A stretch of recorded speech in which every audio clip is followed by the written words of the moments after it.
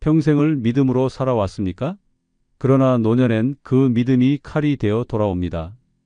가장 가까운 사람에게서 배신당하고 도와준 사람에게 외면당하며 전 재산을 내어줬더니 남은 건 병원 침대와 고독뿐이었습니다. 사람을 너무 믿은 결과 인생의 마지막은 눈물로 덮였습니다. 오늘은 노년에 사람을 너무 믿지 말아야 하는 5가지 이유에 대해 알아보겠습니다. 영상 시작에 앞서 구독, 좋아요 부탁드리며 영상이 끝난 후 여러분들의 경험담과 생각을 댓글에 적어주시어 서로 소통하시길 부탁드립니다. 노년에 사람을 너무 믿지 말아야 하는 첫 번째 이유는 믿음이 배신으로 돌아올 확률이 너무 높기 때문입니다. 오랜 세월 함께 지낸 가족, 이웃, 친구라도 마지막 순간에 당신을 생각해주는 사람은 많지 않습니다. 나이 들어 돈이 줄고 건강이 약해지면 인간관계도 자연스럽게 무너집니다.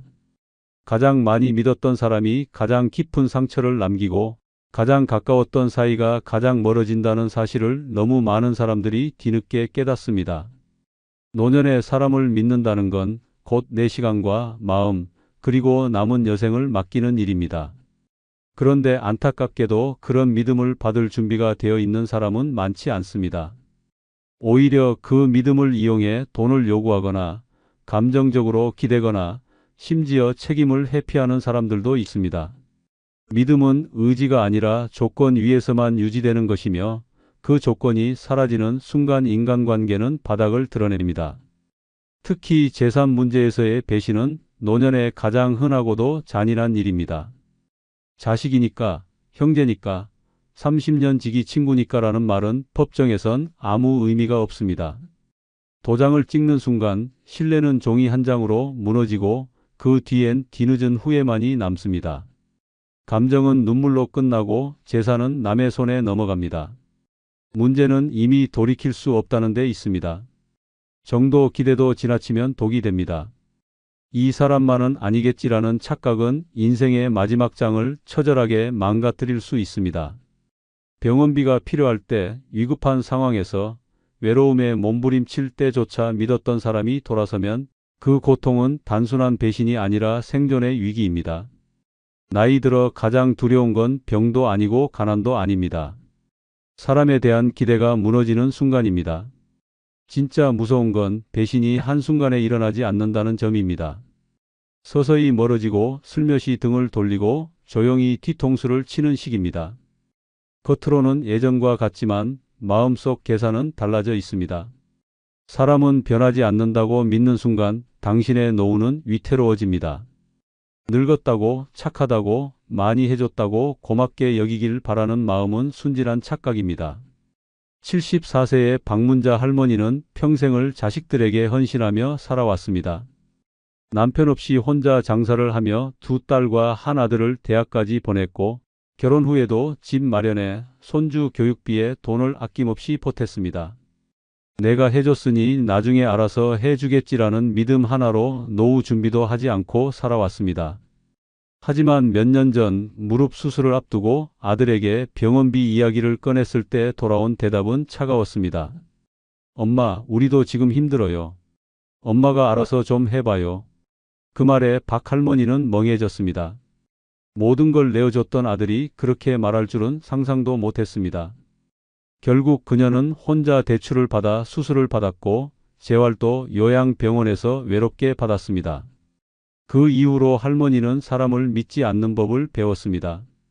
집을 자식들 명의로 넘기려던 것도 멈췄고 작은 연금이라도 꼬박꼬박 챙기며 자신만의 돈을 관리하기 시작했습니다.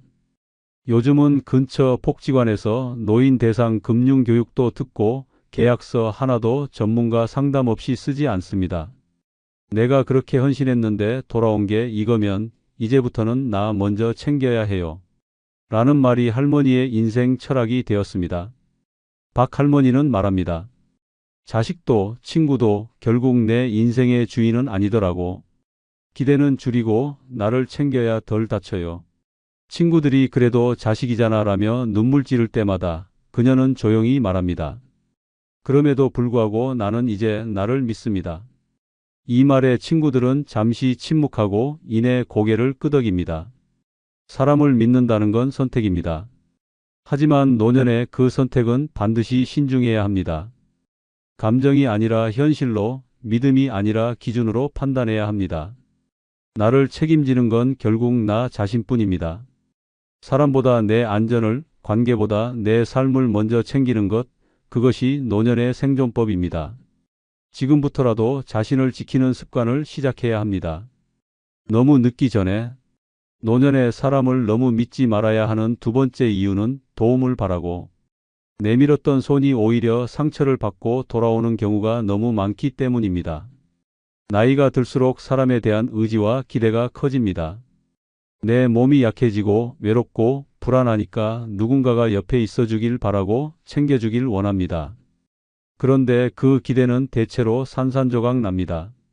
필요할 때는 곁에 있지만 진짜 위기에는 모두 사라지는 것이 사람입니다. 특히 노인의 약함을 틈타 자신의 이익만 챙기려는 사람은 의외로 많습니다. 노인 사기를 당하는 대부분의 이유는 믿었기 때문입니다. 아는 사람이라 괜찮겠지, 가족이니까 해주겠지, 오래 알던 사람이니까 문제 없겠지라는 마음이 결국 내 재산을, 내 감정을, 내 삶을 송두리째 뺏어갑니다. 믿음은 아무에게나 주는 것이 아닙니다. 노년에는 더더욱 그렇습니다. 사람을 믿는 데는 시간이 아니라 기준이 필요합니다. 더욱 무서운 건 가까운 사람일수록 더 무섭게 배신한다는 사실입니다. 남보다 더 많이 알고 내 약점을 잘 아니까 그 사람들은 치명적인 타이밍에 내 등을 칩니다. 그것도 조용히, 아무렇지 않게, 마치 원래부터 당연한 권리인 것처럼 행동합니다. 가장 가까운 사람이 가장 잔인한 순간을 만들어냅니다.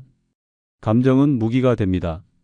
어머니, 제가 얼마나 고생했는데요? 라는 말 한마디에 통장을 넘기고 이모, 믿어줘요 라는 부탁에 도장을 찍습니다. 하지만 마음을 준 만큼 상처도 따라옵니다. 한번 배신당하면 그 사람만 잃는 게 아닙니다. 다시는 누구도 믿지 못하게 되고 결국 외로움과 불신 속에서 남은 여생을 보내게 됩니다. 세상은 냉정합니다. 사람은 변합니다. 그리고 가장 약해진 순간에 그런 변화를 맞닥뜨리면 그 충격은 죽음보다 고통스럽습니다. 정신적 배신은 약보다 치유가 오래 걸리고 감정적 상처는 고독보다 깊게 남습니다. 노년에 사람을 너무 믿는다는 건 스스로를 무방비 상태로 던져주는 것과 같습니다. 그 어떤 무기보다 강한 상처가 믿음으로부터 시작된다는 사실을 기억해야 합니다. 76세의 전성의 할머니는 평생을 외동딸에게 의지하며 살았습니다. 딸이 사위와 함께 살림을 꾸릴 때 할머니는 집을 팔아 전세금을 보탰고 혼자 작은 원룸으로 이사했습니다. 그 돈을 줄 땐 아무 조건도 없었습니다. 내가 행복하면 됐다는 말뿐이었습니다. 그 후에도 손주를 키워주고 도시락도 싸주고 명절이면 딸 집 청소까지 도맡았습니다. 그러던 어느 날 할머니가 고관절 수술을 해야 한다는 진단을 받았습니다. 병원비가 부담돼 딸에게 도움을 요청했더니 돌아온 말은 충격적이었습니다. 엄마, 우리도 사정이 안 좋아요. 미안하지만 좀 알아서 해봐요. 그 말을 들은 할머니는 벽을 바라보며 한참을 멍하니 있었습니다. 몇 년간 자신이 얼마나 헌신했는지, 왜 아무것도 돌아오지 않는지 이해가 되지 않았습니다. 할머니는 결국 혼자 병원에 입원했고 수술 후 회복도 혼자 감당해야 했습니다. 요양병원에 있을 때 이웃집 할머니가 찾아와 따뜻한 밥 한 끼를 가져다 주었고 그 순간 할머니는 울음을 터뜨렸습니다. 사람을 믿는 게 이렇게 아픈 일인지 몰랐어요. 지금 전 할머니는 다른 삶을 살고 있습니다. 연금으로 생활을 유지하고 취미로 글쓰기 수업을 들으며 자신을 돌보는 법을 배워가고 있습니다. 이제 누구도 믿지 않아요. 나를 제외하곤. 외롭지 않냐고요? 전보다 훨씬 덜 외롭습니다. 왜냐하면 이제는 실망할 일이 없거든요. 노년에 사람을 너무 믿는다는 건 자신의 삶을 남의 손에 맡기는 일입니다. 그 손이 따뜻할 수도 있지만 차갑고 날카로울 수도 있다는 사실을 잊지 말아야 합니다. 믿기 전에 점검하고 기대하기 전에 준비해야 합니다. 노년의 삶은 누구에게도 의지하지 않을 때 가장 단단해집니다. 지금부터라도 사람보다 나를 먼저 믿는 연습을 해야 합니다. 그것이 상처 없는 노후의 첫걸음입니다. 노년에 사람을 너무 믿지 말아야 하는 세 번째 이유는 외로움을 달래기 위해 시작한 관계가 평생을 망가뜨릴 수 있기 때문입니다. 나이가 들면 친구도 줄고 가족과의 대화도 적어지며 어느새 혼자 있는 시간이 익숙해집니다. 그 외로움은 사람을 무너뜨리는 가장 강력한 감정입니다. 그 틈을 파고드는 사람이 있습니다. 처음엔 따뜻하게 다가옵니다. 외롭지 않으세요? 같이 식사해요. 말동무 해드릴까? 이 말들이 함정이 되어 당신의 노후 전체를 무너뜨릴 수 있습니다. 노인 대상 보이스피싱, 사기, 재산 편취 사건은 모두 이 외로움에서 시작됩니다. 상대는 당신의 감정을 읽고 마음을 흔들고 신뢰를 쌓으며 어느 순간 당신의 통장을 손에 넣습니다. 가짜 친구, 가짜 연인, 가짜 보호자가 진짜 가족보다 더 가까이 다가오지만 결국 남는 건 후회뿐입니다. 처음엔 따뜻했고 나중엔 차가웠습니다. 믿었기 때문에 모든 걸 내줬고 믿었기 때문에 모든 걸 잃었습니다. 혼자 있는 게 싫다고 아무에게나 마음을 주는 순간 당신은 약점이 됩니다.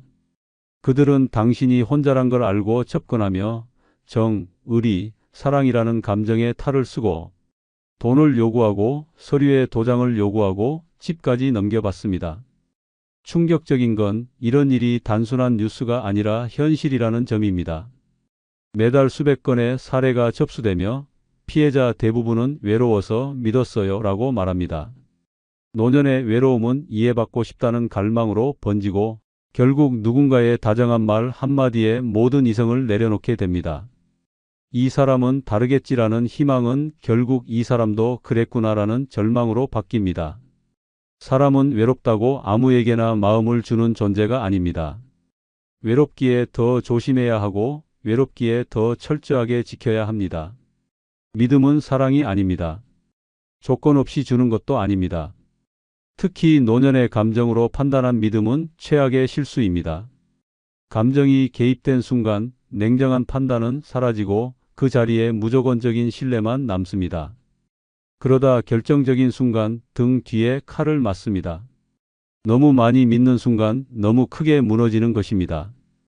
혼자라는 이유로, 정을 나누고 싶다는 이유로 사람을 쉽게 들이지 마십시오. 그 대가는 상상 이상으로 혹독합니다. 78세의 정순자 할머니는 몇 해 전 남편을 먼저 떠나보내고 홀로 살고 있었습니다. 처음에는 적적했지만 점점 말 한마디 나눌 사람조차 없는 현실이 서글퍼졌습니다. 그러다 어느 날 시장에서 자주 마주치던 한 아주머니가 말을 걸어왔습니다.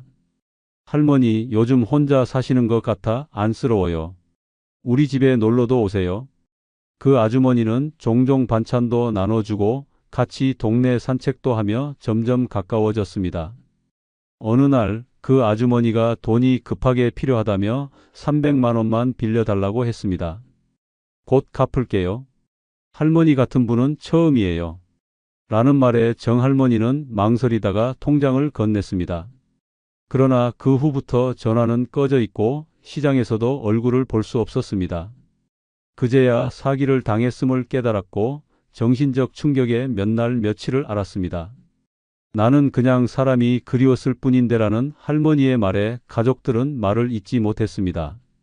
그 이후로 정할머니는 사람을 쉽게 믿지 않게 되었고 복지관에서 심리상담을 받으며 조금씩 회복해 갔습니다. 요즘 정할머니는 말합니다. 사람이 필요할 땐 사람보다 제일 먼저 나 자신을 챙겨야 해요. 외로움이 제일 위험한 병이더라고요. 그 말에 주변 친구들도 조심하게 되었고 다들 함께 공부하며 건강한 관계를 만들어가고 있습니다. 외로워서 사람을 믿는 순간 그 외로움은 더 깊어집니다. 노년에 사람을 믿기 전에 반드시 생각해야 합니다. 이 사람이 내 마음의 빈틈을 메워줄 사람인지 아니면 그 빈틈을 파고들 사람인지. 노년의 평온한 삶은 신중한 거리 두기에서 시작됩니다. 당신의 마음을 지키는 것이 당신의 인생을 지키는 가장 확실한 방법입니다. 노년의 사람을 너무 믿지 말아야 하는 네 번째 이유는 한 번의 실수가 모든 걸 앗아가기 때문입니다. 평생을 정직하게 살아왔더라도 마지막에 단 한 번만 잘못된 사람을 믿으면 인생이 송두리째 무너집니다. 그 한 번의 믿음이 내 집을 빼앗고 내 노후를 포기하며 내 존엄까지 무너뜨릴 수 있습니다. 그리고 그 순간은 예상하지 못한 순간에 가장 약해졌을 때 가장 따뜻해 보이는 얼굴로 찾아옵니다. 노인의 순수함, 인정, 선함을 악용하는 사람들은 당신이 생각하는 것보다 훨씬 더 교묘하고 잔인합니다. 당신의 말을 들어주는 척하고 가족보다 더 친절하게 다가오며 도움을 주는 것처럼 굴지만 결국엔 모든 걸 뺏고 떠나갑니다. 믿음이 깊을수록 상처는 깊고 한 번 잃은 신뢰는 다시 회복되지 않습니다. 남은 것은 텅 빈 통장, 빚더미 위에 집, 그리고 멍든 마음뿐입니다. 가장 무서운 건 이 모든 일이 당신이 호의를 베풀었기 때문에 생긴다는 점입니다. 불쌍해 보여서 도와줬다. 사정이 딱해서 그냥 믿었다는 말은 결국 자신의 파멸을 만든 핑계일 뿐입니다. 세상은 당신의 착함을 지켜주지 않습니다. 착한 사람부터 당하고 인정 많은 사람부터 망가집니다. 노년의 사람을 믿는다는 건 인생의 가장 중요한 자산을 남에게 맡기는 일입니다. 재산도 그렇고 건강도 그렇고 관계도 그렇습니다. 그런데 그 모든 걸 생각 없이 내어준다면 남는 건 후회밖에 없습니다. 그 후회는 평생 일궈온 삶을 비웃듯이 당신을 짓밟고 당신을 무너뜨립니다. 믿지 말아야 할 사람을 구분하는 능력, 그것이 노년을 안전하게 지키는 유일한 무기입니다. 심지어 이런 배신은 한순간에 일어나지 않습니다. 오랜 시간 신뢰를 쌓고 감정을 누적시킨 후 가장 결정적인 타이밍에 칼을 꽂습니다. 그래서 더욱 치명적입니다. 당신은 이 사람만은 아닐 거야 라고 믿는 순간 이미 그 사람은 계산을 끝내고 다음 수순으로 넘어가고 있는 중입니다. 무섭고 끔찍하고 절망스러운 현실이지만 이것이 지금 노년을 노리는 사회의 민낯입니다. 79세의 양정임 할머니는 동네에서 손이 크고 인정 많은 어르신으로 유명했습니다. 혼자 사는 이웃에게 반찬을 나눠주고 어려운 처지의 젊은 부부에게 매달 생필품을 사다 주기도 했습니다. 그중 한 여성이 유난히 고마워하며 자주 집을 드나들었습니다. 할머니가 친정엄마 같아요 라는 말에 할머니는 마음을 열었고 딸처럼 챙기기 시작했습니다. 어느 날 그 여성이 눈물을 흘리며 돈을 빌려달라고 했습니다. 급하게 보증금이 필요해요. 꼭 갚을게요. 할머니가 아니면 믿을 사람이 없어요. 라는 말에 할머니는 예금 통장을 건넸고 도장까지 찍어 주었습니다. 그리고 그 후 그녀는 자취를 감췄습니다. 가족들은 뒤늦게 사실을 알고 경찰에 신고했지만 돈은 이미 인출되어 찾을 수 없었습니다. 정임 할머니는 멍하니 집안 한가운데 앉아 이렇게 말했습니다. 나는 그저 누군가에게 따뜻한 사람이 되고 싶었을 뿐인데 가족들도 충격에서 헤어나오지 못했고 그 이후로 정임 할머니는 누구에게도 문을 열지 않았습니다. 지금은 복지센터에서 상담을 받고 다시 조금씩 사람들과의 거리를 회복하고 있지만 그 상처는 아직도 가슴 깊숙이 남아 있습니다. 내가 바보였던 거지 착했던 게 아니야. 라는 말이 할머니의 입에서 나올 때 주변 친구들도 말없이 고개를 끄덕입니다. 노년의 믿음은 소중합니다.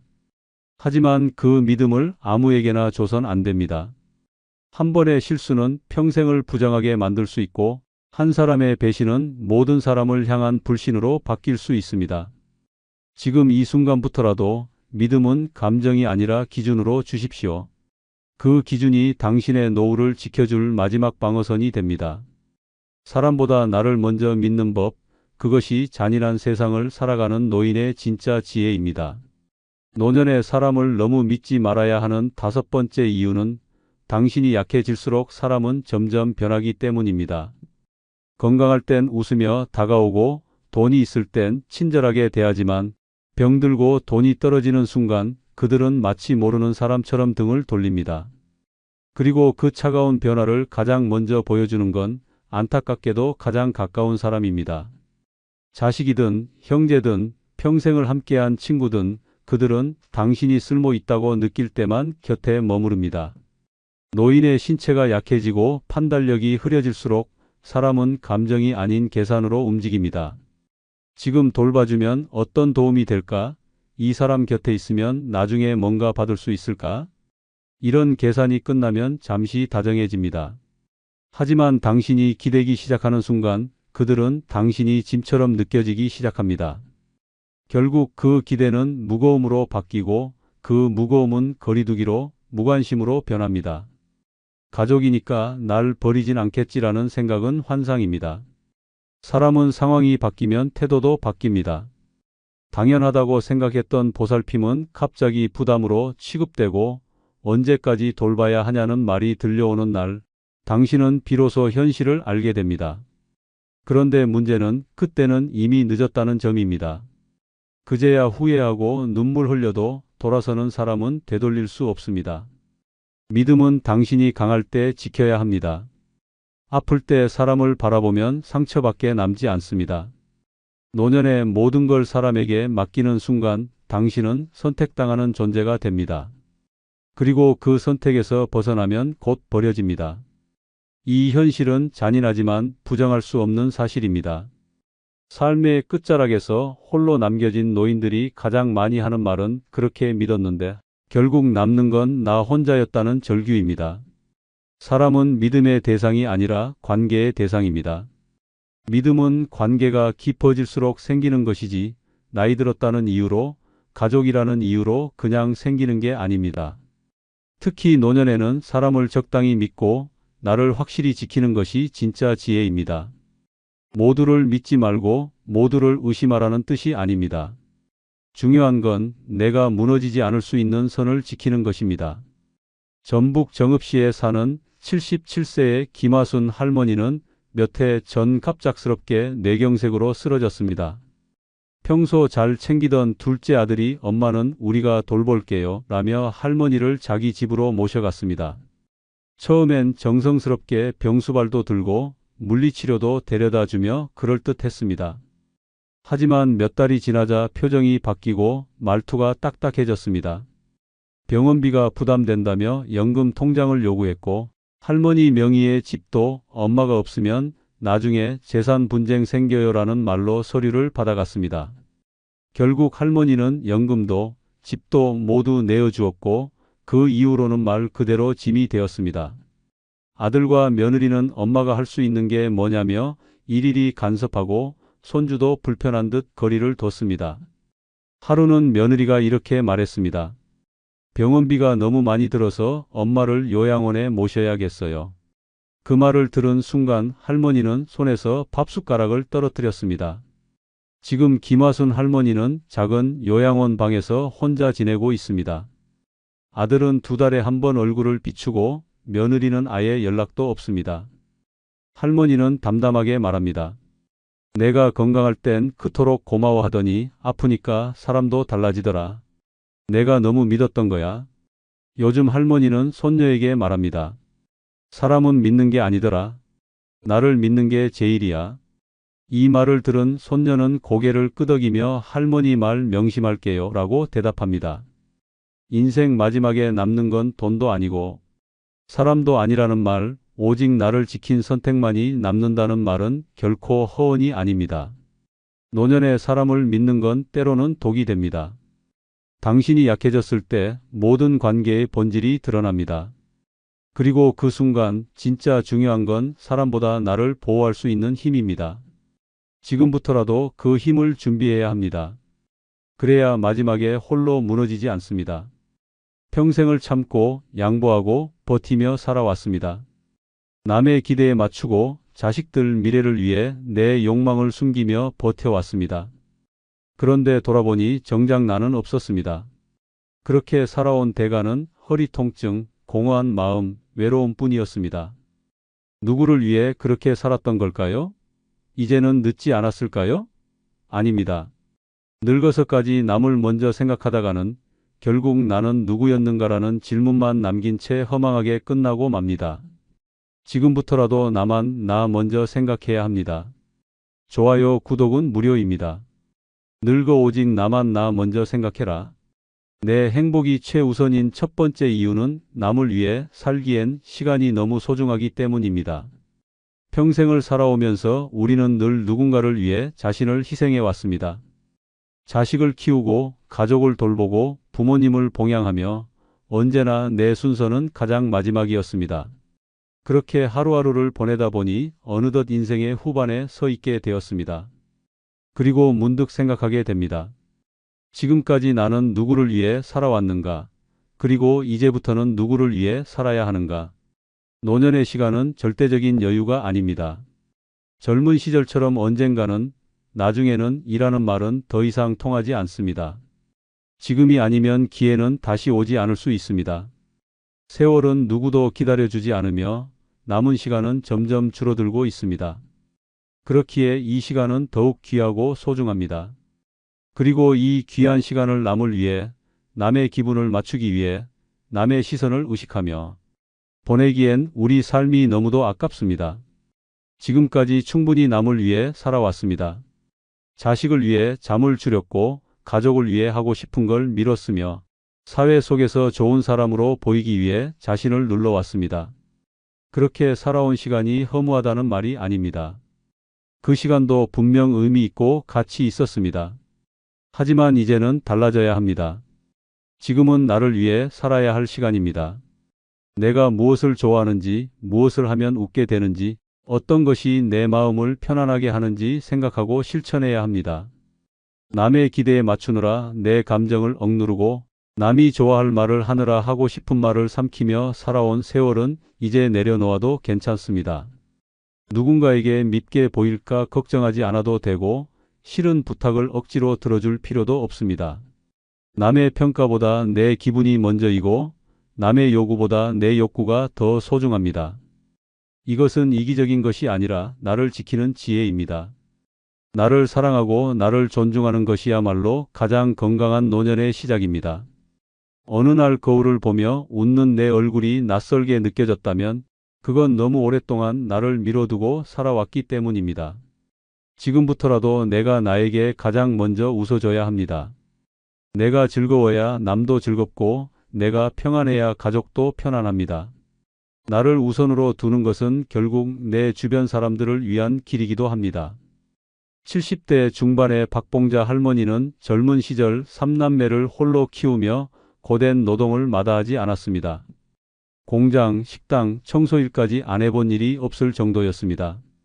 자식들 교육시키느라 하고 싶은 일도 입고 싶은 옷도 먹고 싶은 음식도 모두 뒤로 미뤄야 했습니다.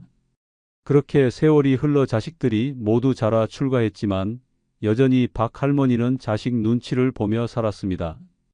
아들이 오면 늦게까지 기다려 밥을 차려주고 며느리에게 잔소리 하나 못하며 늘 조심스럽게 행동했습니다. 그러던 어느 날 친구들과의 여행에서 인생이 바뀌는 사건이 생겼습니다. 버스 안에서 한 친구가 봉자야, 이젠 네 하고 싶은 거 하고 살아야 안 되겠나? 라고 말했는데 그 말이 이상하게도 가슴 깊이 박혔습니다.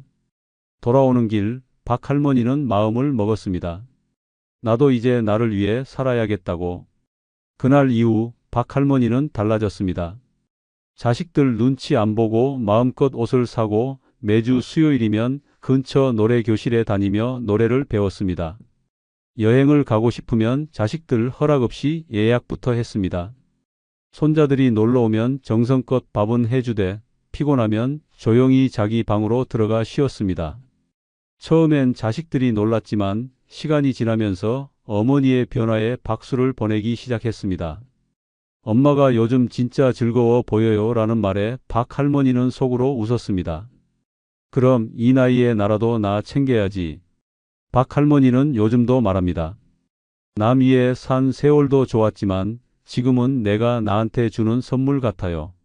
이렇게 웃으면서 사는 게 진짜 사는 거라 생각해요. 그녀의 말처럼 남을 위해 살기엔 우리의 시간이 너무나 소중합니다. 늙어 오직 나만 나 먼저 생각해라. 내 행복이 최우선인 두 번째 이유는 내 인생의 주인은 나 자신이기 때문입니다. 우리는 살아오며 수많은 역할을 해왔습니다. 누군가의 엄마, 누군가의 아내, 누군가의 자식, 누군가의 직원으로 하루하루를 버텨왔습니다. 하지만 그 많은 이름 속에서 나라는 존재는 종종 뒷전이 되어버렸습니다. 늘 누군가를 먼저 생각하고 남의 입장을 고려하며 내 선택보다 주변 사람들의 시선을 더 중요하게 여겼습니다. 그러나 이제는 달라져야 합니다. 인생의 주인은 타인이 아닙니다. 내 삶의 결정은 결국 내가 내려야 하며 그 선택에 책임지는 사람도 나 자신입니다. 누구보다 내 감정을 잘 알고 무엇이 나에게 필요한지를 아는 것도 나 자신입니다. 그런 나를 무시하고 살면 남은 인생은 남의 기대만 따라가는 그림자 같은 시간이 되고 맙니다. 나이를 먹는다는 건 삶에 대한 통제권을 되찾을 기회이기도 합니다. 오랜 시간 외면했던 나의 감정과 욕망을 다시 마주할 수 있고 내가 진짜 원하는 것이 무엇인지 생각해 볼 수 있습니다. 더 이상 누구의 허락도 필요하지 않습니다.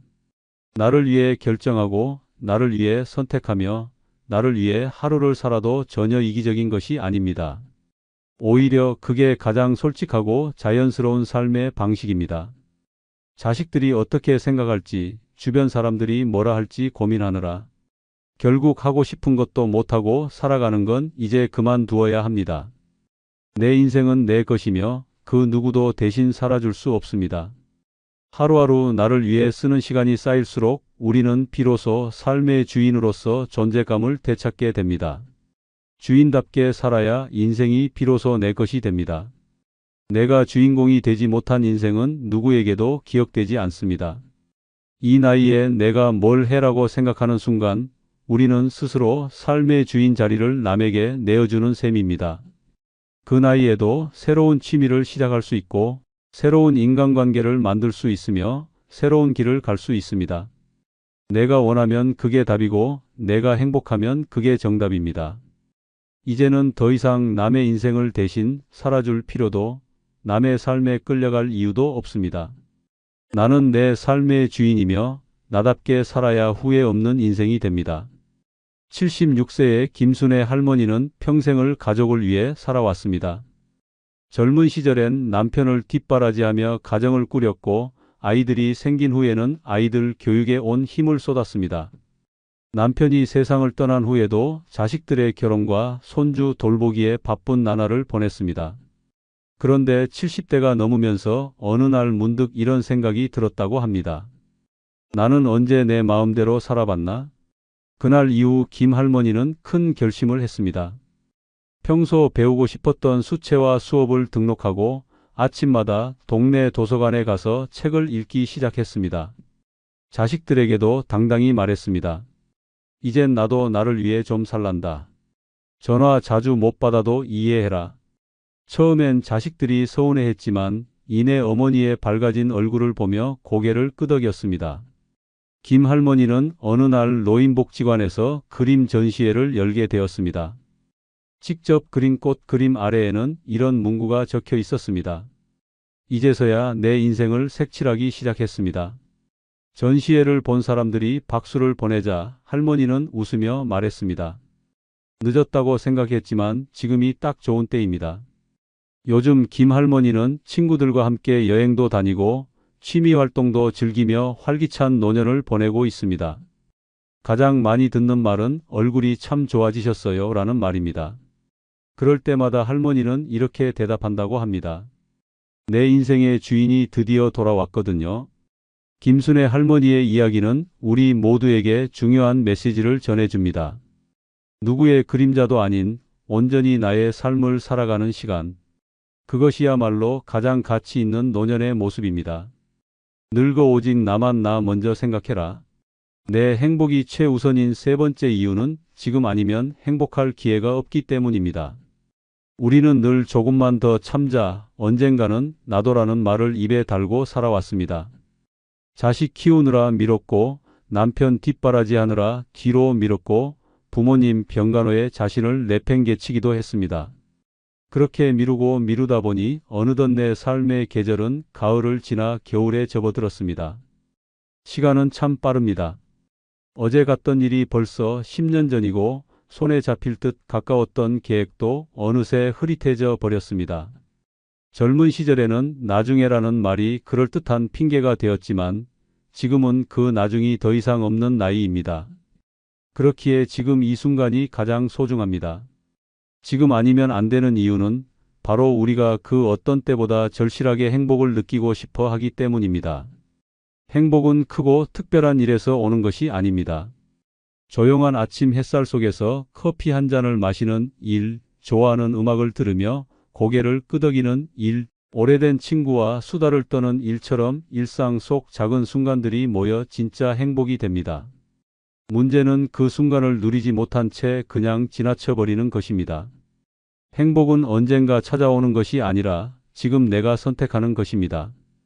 누구와 시간을 보내느냐, 어디에 마음을 두느냐, 무엇을 하며 웃느냐에 따라 오늘 하루의 감정이 달라집니다. 그런데도 우리는 늘 행복을 다음으로 미룹니다. 몸이 좀 더 나아지면, 자식이 좀 더 안정되면, 집안일이 정리되면 하겠다며 또다시 자신을 미뤄둡니다. 하지만 더는 미루면 안 됩니다. 지금은 행복해져도 되는 시간이고 이제는 나를 위해 웃어도 되는 시기입니다. 마음껏 즐기고 소소한 것에 감사하고 하루하루를 나답게 살아가야 할 때입니다. 아직도 남을 위해 하루를 보내고 있다면 이제는 잠시 멈추고 자신에게 물어보아야 합니다. 지금 내가 즐겁고 있는지, 지금 내가 편안한지를 말입니다. 노년은 기다림의 시간이 아니라 누림의 시간이어야 합니다. 아프기 전에, 더 지치기 전에, 더 후회가 쌓이기 전에 지금 당장 행복을 선택해야 합니다. 그렇게 오늘의 행복이 쌓이면 내일도 미소 지을 수 있습니다. 지금 이 순간이 바로 내 행복의 골든타임입니다. 74세의 오정희 할머니는 평생을 맞벌이로 일하며 세 자녀를 키워냈습니다. 자식들 대학 보내고 결혼까지 시킨 후엔 이제 좀 쉬어야지 싶었지만 현실은 달랐습니다. 손주 돌봄에 시달리고 명절이면 온 집안일을 도맡아 하며 여전히 바쁜 나날을 보냈습니다. 어느 날 아침 허리가 끊어질 듯 아픈 채로 일어나면서 문득 이런 생각이 들었다고 합니다. 이러다 진짜 아무것도 못하고 죽겠다. 그날 이후 오 할머니는 결심했습니다. 지금이 아니면 정말 나를 위해 아무것도 못하겠다고. 다음 날 아침부터 모든 걸 바꾸기 시작했습니다. 일단 손주 등하원은 며느리에게 맡기고 자신은 동네 문화센터에 등록해 수필쓰기 수업을 듣기 시작했습니다. 매주 수요일이면 동네 친구들과 카페에 가서 수다 모임을 열고 종종 혼자 영화도 보러 다녔습니다.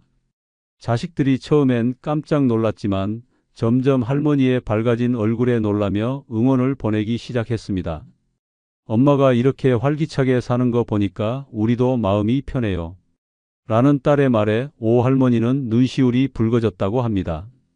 그 한마디에 내가 이제야 진짜 엄마가 된 것 같았어요. 요즘 오 할머니는 아침마다 거울을 보며 스스로에게 인사를 건넵니다. 잘하고 있어, 정희야. 오늘도 너를 위해 살아.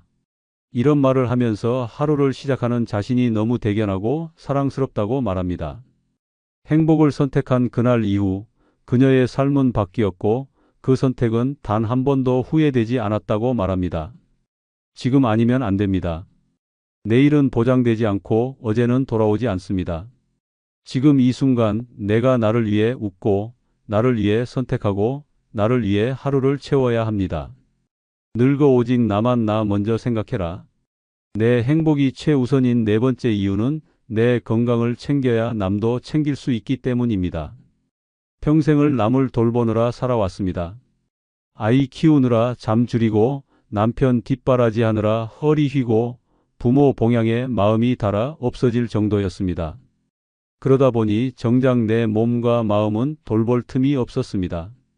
내가 아픈 것도 모르고 참았고 내 기분이 어떤지도 중요하지 않았습니다. 그러나 지금은 달라야 합니다. 이제는 내 건강이 내 삶의 중심이 되어야 할 때입니다.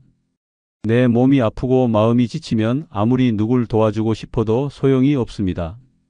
애를 써도 힘이 없고 마음은 있지만 실천할 수 없는 상태가 됩니다.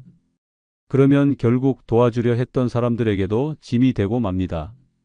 도리어 내가 건강해야 오히려 남도 돌볼 수 있고 좋은 영향을 줄 수 있습니다. 내가 안 아파야 자식도 안 힘들다는 말은 단순한 조언이 아니라 삶의 진리입니다. 건강은 어느 날 갑자기 무너지지 않습니다.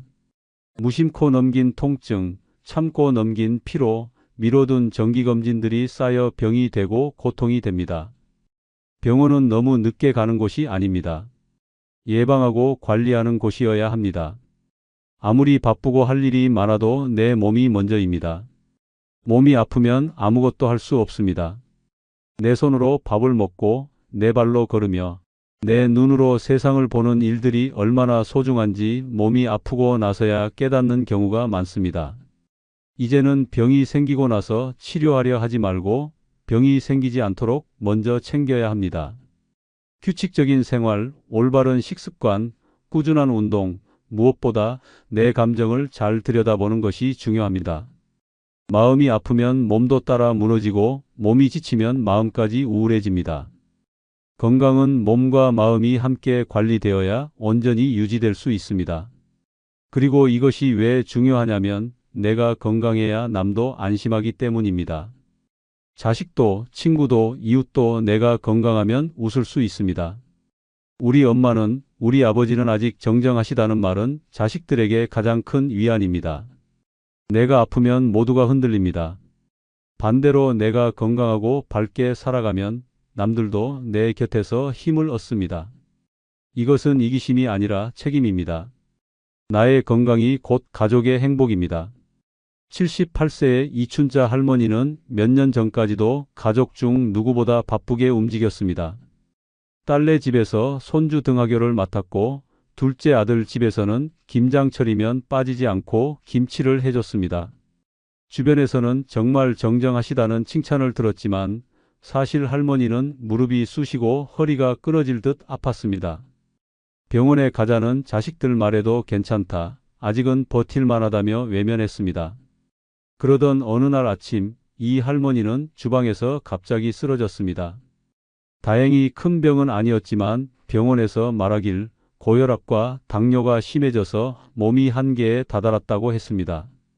그제야 할머니는 깨달았습니다. 내가 이렇게 쓰러지면 도와주던 사람들에게도 짐이 된다는 사실을요. 그리고 처음으로 마음먹었습니다. 이젠 내 건강부터 챙기자. 퇴원 후 이 할머니는 생활을 완전히 바꾸었습니다. 매일 새벽이면 공원에서 걷기 운동을 시작했고 딸이 사준 혈압계를 이용해 하루 3번씩 건강을 체크했습니다. 음식도 자극적인 건 줄이고 하루 3번 꼭꼭 챙겨 먹었습니다. 무엇보다 달라진 건 마음가짐이었습니다. 예전에는 내가 안 움직이면 안 된다고 생각했는데 지금은 내가 건강해야 우리 가족이 더 든든하다는 걸 알았어요. 이 할머니의 변화에 가족들도 감탄했습니다.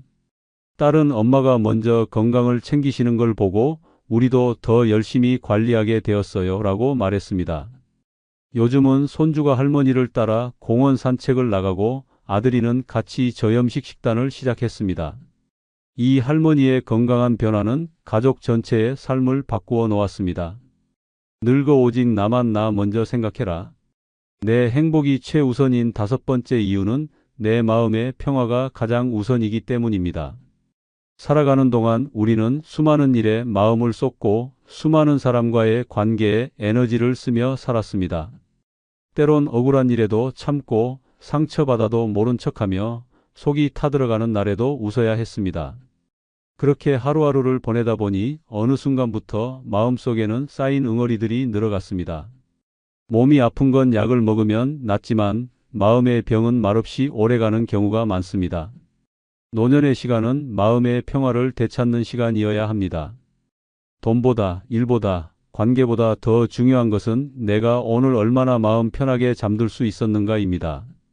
불면의 밤을 보내고 괜한 걱정에 하루 종일 생각이 많아지고 남이 한 말에 괜히 마음이 흔들린다면 그것은 내가 나 자신보다 남을 더 우선시하고 있다는 뜻입니다. 이젠 더 이상 그럴 필요가 없습니다. 지금부터라도 마음을 가장 먼저 챙겨야 합니다. 내가 편안해야 세상이 편안하게 보입니다. 내가 흔들리면 모든 것이 귀찮아지고 괜히 짜증나고 웃고 싶어도 웃을 수가 없습니다. 반대로 내 마음이 평화롭고 고요하면 시끄러운 세상도 조용해 보이고 싫었던 사람도 그냥 그런 사람으로 보이며 사소한 일에도 감사하게 됩니다. 마음의 평화는 인생 후반을 살아가는 우리에게 있어 가장 소중한 자산입니다. 어떤 일이 있어도 이제는 내 마음이 먼저입니다. 누가 뭐라 하든 남들이 어떤 시선을 보내든 내가 편하면 그걸로 충분합니다. 남 눈치 보며 살아온 시간이 길었기에 처음엔 조금 어색할 수 있지만 조금씩 연습하다 보면 알게 됩니다. 결국 가장 큰 행복은 외부에서 오는 것이 아니라 내 안에서 만들어진다는 것을 말입니다.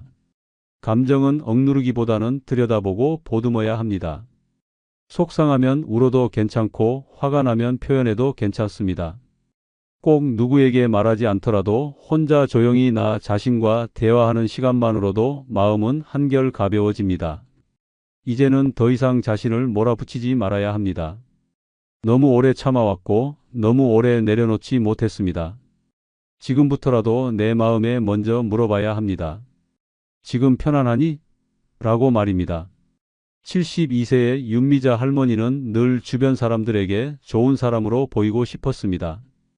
친구들 사이에선 늘 배려 많고 착한 사람으로 통했고 가족들 사이에서는 늘 참고 이해하는 어머니로 살아왔습니다. 하지만 그런 삶이 오래되다 보니 웃고 있어도 속은 늘 허전했고 남들에겐 괜찮다 말하면서 혼자 방 안에서 눈물을 흘리는 날도 많았습니다. 그러던 어느 날 작은 일이었지만 친구의 말 한마디에 마음이 크게 상했던 적이 있었습니다. 예전 같았으면 그냥 웃으며 넘겼겠지만 그날따라 참을 수가 없었습니다. 결국 조용히 자리를 떴고 집으로 돌아온 윤 할머니는 오랜만에 거울 앞에 앉아 자신을 바라보았습니다. 왜 나는 항상 참고만 살아왔을까? 나도 마음껏 감정을 드러낼 수 있는 사람인데. 그날 이후 윤 할머니는 조금씩 자신을 바꾸기 시작했습니다. 먼저 매일 저녁 자신에게 말을 걸었습니다. 미자야, 오늘 너 마음 괜찮았니? 라는 질문에 스스로 답을 하며 하루하루를 돌아보았습니다. 마음이 힘들면 산책을 나가고 감정이 복잡할 땐 좋아하는 노래를 들으며 눈을 감았습니다. 그리고 점점 변해가는 자신을 느끼며 처음으로 편안하다는 감정을 알게 되었다고 했습니다. 가장 큰 변화는 가족들과의 대화에서 나타났습니다. 예전에는 무조건 맞춰주기만 했던 윤 할머니가 이제는 자신의 의견을 솔직히 말하기 시작한 것입니다. 이건 내가 좀 불편하구나. 오늘은 나 혼자만의 시간이 필요해. 이런 말들을 당당히 하게 되었고 가족들 또한 놀라면서도 점점 존중해주기 시작했습니다. 내 마음의 평화는 나만이 줄 수 있는 것입니다. 아무리 좋은 사람, 아무리 좋은 환경도 내가 나를 돌보지 않으면 아무 소용이 없습니다. 지금부터라도 가장 먼저, 가장 깊이, 가장 자주 들여다봐야 할 것은 바로 내 마음입니다. 마지막으로 구독, 좋아요 부탁드립니다. 안녕히 계십시오. 영상 시작에 앞서 구독, 좋아요 부탁드립니다. 아울러 영상이 끝난 후 여러분들의 경험담과 생각을 댓글에 적어 서로 소통하시길 부탁드립니다. 65세 이후 가난보다 무서운 5가지 중 첫 번째는 치매로 스스로를 몰라볼 때입니다. 죽음보다 더 끔찍한 건 살아있으면서 나를 하나씩 잃어가는 것입니다. 치매는 기억만 가져가는 병이 아닙니다. 내가 어떤 삶을 살았는지, 누구를 사랑했고, 무엇을 아꼈는지 나의 모든 존재를 뿌리째 뽑아버리는 절망입니다. 거울을 봐도 내 얼굴이 낯설고 자식의 얼굴이 기억나지 않고 익숙했던 집 안에서 길을 잃는 그 순간 세상은 지옥으로 변합니다. 치매는 조용히, 천천히 하지만 확실하게 삶을 무너뜨립니다. 처음에는 물건을 어디에 뒀는지 깜빡하는 것으로 시작됩니다. 이름이 생각나지 않고 약속을 잊고 똑같은 말을 반복합니다. 주변 사람들은 나이 들면 다 그래라고 웃어넘기지만 본인은 압니다. 뭔가 돌이킬 수 없는 일이 시작되고 있다는 걸. 그 공포는 말로 표현할 수 없을 만큼 절망적입니다. 점점 기억이 끊깁니다. 밥을 먹고도 안 먹었다고 말하고 손주 이름을 헷갈리고 심지어 자신이 한 행동을 부정하기 시작합니다. 가족은 혼란에 빠지고 당사자는 분노와 억울함의 희청입니다. 자존심은 산산조각 나고 감정은 불안정해지고 결국 사람답게 사는 마지막 자존까지 무너집니다. 자신이 더 이상 나가 아니란 걸 인지하는 순간 고통은 극에 달합니다. 치매의 공포는 병 자체보다 그로 인해 생기는 인간관계의 붕괴입니다. 한때 사랑했던 가족이 낯설게 느껴지고 믿었던 자식이 자신을 부담스러워하는 눈빛을 보일 때 마음속 깊은 곳에서 외로움이 짙게 피어납니다. 내가 했던 모든 것, 나의 업적과 사랑이 모두 사라지고 오직 귀찮은 환자로 전락한 자신을 보며 그 어떤 가난보다 더한 절망을 느낍니다. 이 병은 나를 잊게 만드는 병입니다. 손끝의 감각, 언어, 감정, 기억 모든 것이 점점 흐릿해지고 결국엔 자신이 누군지도 모르고 눈을 뜨게 됩니다. 사람의 삶이란 무엇인지, 나이 든다는 것이 얼마나 잔인한 일인지 치매는 매일매일 가르쳐 줍니다. 서울 강서구에 사는 79세 이정의 어르신은 과거 초등학교 교사로 근무하며 세 자녀를 훌륭하게 키워낸 분입니다. 꼼꼼하고 빈틈없는 성격으로 정년까지 근무했고 퇴직 후에는 손주들 학습 지도까지 도맡아 하며 교육의 달인이라 불렸습니다. 그러나 몇 년 전부터 이상한 증상이 나타났습니다. 설거지를 2번 하고 가스불을 켜둔 채 잠이 들었고 냉장고에 리모컨을 넣기도 했습니다. 가족들은 처음엔 건망증이라 여겼지만 점점 상황은 심각해졌습니다. 어르신은 며느리를 우리 집 가정부라고 부르고 자식 이름도 뒤섞여 기억했습니다. 하루는 집 밖으로 나갔다가 돌아오지 못하고 경찰의 도움을 받아 새벽에야 집으로 돌아왔습니다. 그날 이후 가족은 어쩔 수 없이 병원에 모시고 가 진단을 받았고 결과는 중증 알츠하이머였습니다. 이후 어르신은 빠르게 무너졌습니다. 밥을 입에 넣는 법도 잊고 화장실 사용도 불가능해졌습니다. 딸이 울며 이름을 불러도 누구세요? 라고 답했고 가족들이 보는 앞에서 거실 바닥에 용변을 봐도 아무렇지 않게 웃었습니다. 손주는 방에서 나오지 않게 되었고 며느리는 결국 간병인을 불러야 했습니다. 언젠가 자랑스러웠던 어르신은 이제 가족에게 짐이 되었다는 말이 나올까 두려워 아무도 입을 열지 못합니다. 지금은 요양병원에 계시며 매일 같은 말만 반복합니다. 엄마는 언제 오니? 하지만 치매는 완전히 막을 수는 없더라도 예방할 수 있는 방법이 분명히 존재합니다. 일상 속에서 규칙적인 운동은 뇌 혈류를 증가시키고 뇌세포의 노화를 늦추는 데 도움이 됩니다. 식습관도 중요합니다. 가공식품보다는 채소, 생선, 견과류 등 뇌 건강에 도움이 되는 음식을 섭취하는 것이 좋습니다. 독서, 글쓰기, 퍼즐 맞추기 같은 두뇌 활동은 기억력 유지에 효과적이며 무엇보다 사람들과의 교류가 큰 도움이 됩니다. 매일 누군가와 대화하고 관심사를 공유하며 웃는 삶이야말로 가장 강력한 예방책입니다. 내가 나를 잃지 않기 위해 지금 이 순간부터 지켜야 합니다. 치매는 멀리 있는 병이 아니라 문득 어느 날 찾아오는 조용한 파괴자입니다. 스스로를 지키는 노력은 결코 늦지 않았습니다. 65세 이후 가난보다 무서운 5가지 중 2번째는 자식에게 쓸모없는 존재가 되었을 때입니다. 자식에게 쓸모없는 존재가 되었을 때입니다. 세상에서 가장 참담한 순간은 내가 키운 자식에게 외면당하는 그 찰나입니다. 아무리 돈이 없어도 아무리 병들어도 견딜 수 있습니다. 하지만 자식의 눈에 내가 짐이 되고 방해가 되고 쓸모없는 존재로 전락한 모습을 보는 순간 삶의 모든 의미는 무너집니다. 한때는 그 아이를 위해 새벽같이 일어나 도시락을 싸고 열이 펄펄 끓는 아이를 안고 병원으로 뛰어갔습니다. 내 옷은 해져도 아이 옷은 새 걸로 입히고 손 하나 까딱 못하던 그 아이를 위해 온몸을 던졌습니다. 그런데 지금은 그 자식이 내 존재를 눈치로 받아들이고 말 한마디조차 귀찮아하는 눈빛을 보일 때 인간으로서 마지막 자존심마저 부어집니다. 자식에게 쓸모없는 존재가 된다는 건 단순히 무시당하는 게 아닙니다. 가족 안에서 소외된 존재로 살아가는 고통은 죽음보다 더 깊습니다. 손주 돌봐달라 할 땐 필요하다고 손을 잡고 아플 땐 병원 동행 부탁조차 미안해져 말 한마디 못 꺼내는 현실은 참담합니다. 심부름 하나 부탁해도 엄마, 나 지금 바빠요. 아빠, 나중에 얘기해요 라는 말만 돌아옵니다. 집에선 내 자리가 점점 작아지고 식탁에 앉는 위치조차 애매해집니다. 텔레비전 소리 좀 키웠다고 눈총 받고 양말을 아무 데나 놨다고 타박받는 그 순간 나는 더 이상 가족이 아니라 눈치 보는 하숙인이 됩니다. 언젠가부터는 내가 여기서 왜 살고 있지? 라는 생각이 마음속에서 떠나지 않습니다. 내가 해주는 것 없이 밥만 축내는 사람, 불편함만 안겨주는 사람, 존재 자체가 무거운 사람처럼 느껴지기 시작합니다.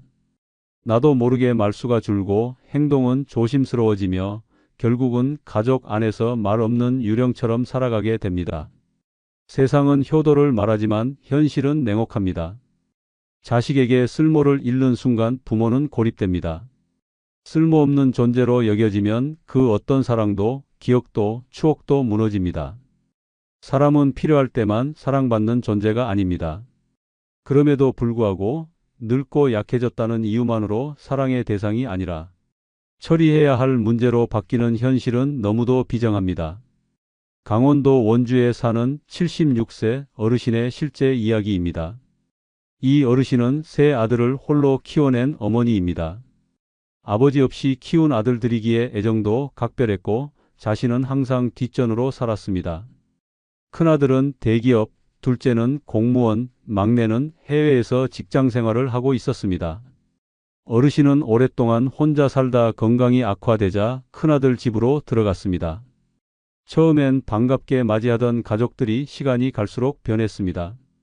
손주와 부딪히지 않게 조심하라는 말, 냄새 나니 방은 환기하라는 말, 늦게 씻으면 물소리 크다는 말이 반복되면서 어르신은 점점 움츠러들었습니다. 그러던 어느 날 며느리가 대놓고 말했습니다. 어머님, 요양보호사 불러드리는 게 좋을 것 같아요. 저희도 생활이 힘들어요. 어르신은 말없이 웃으며 고개를 끄덕였습니다. 그리고 며칠 뒤 혼자 다시 짐을 싸고 원래 살던 작은 전셋집으로 돌아갔습니다. 그날 밤 큰아들에게 전화가 왔습니다. 왜 그러셨어요, 엄마? 어르신은 담담하게 말했습니다. 이젠 내가 너희에게 쓸모없는 사람 같아서 그래. 괜히 미안하더라. 전화기 너머로 긴 침묵이 흘렀고 그 이후로 아들은 한 달에 한 번 안부만 묻고 있습니다. 지금 어르신은 동네 경로당에서 바둑을 배우며 살아갑니다. 사람들과 웃고 떠드는 시간이 가장 즐겁다며 말합니다. 가족보다 나를 사람답게 대해주는 건 낯선 이들이더라. 어르신의 그 말은 씁쓸하지만 지금 대한민국 노인의 현실을 가장 적나라하게 보여주는 진실입니다. 65세 이후 가난보다 무서운 5가지 중 3번째는 즐거운 일이 더는 없다고 느껴질 때입니다. 즐거운 일이 더는 없다고 느껴질 때입니다. 매일 아침 눈을 떠도 설렘이 없습니다. 오늘이 무슨 요일인지 무엇을 해야 하는지조차 의미가 없습니다. 식탁에 앉아 밥을 먹지만 입에 넣는 행위일 뿐 맛도 없고 기쁨도 없습니다. 하루하루가 반복되는 무색무취의 시간 속에서 이게 사는 건가 하는 생각이 가슴을 찌릅니다.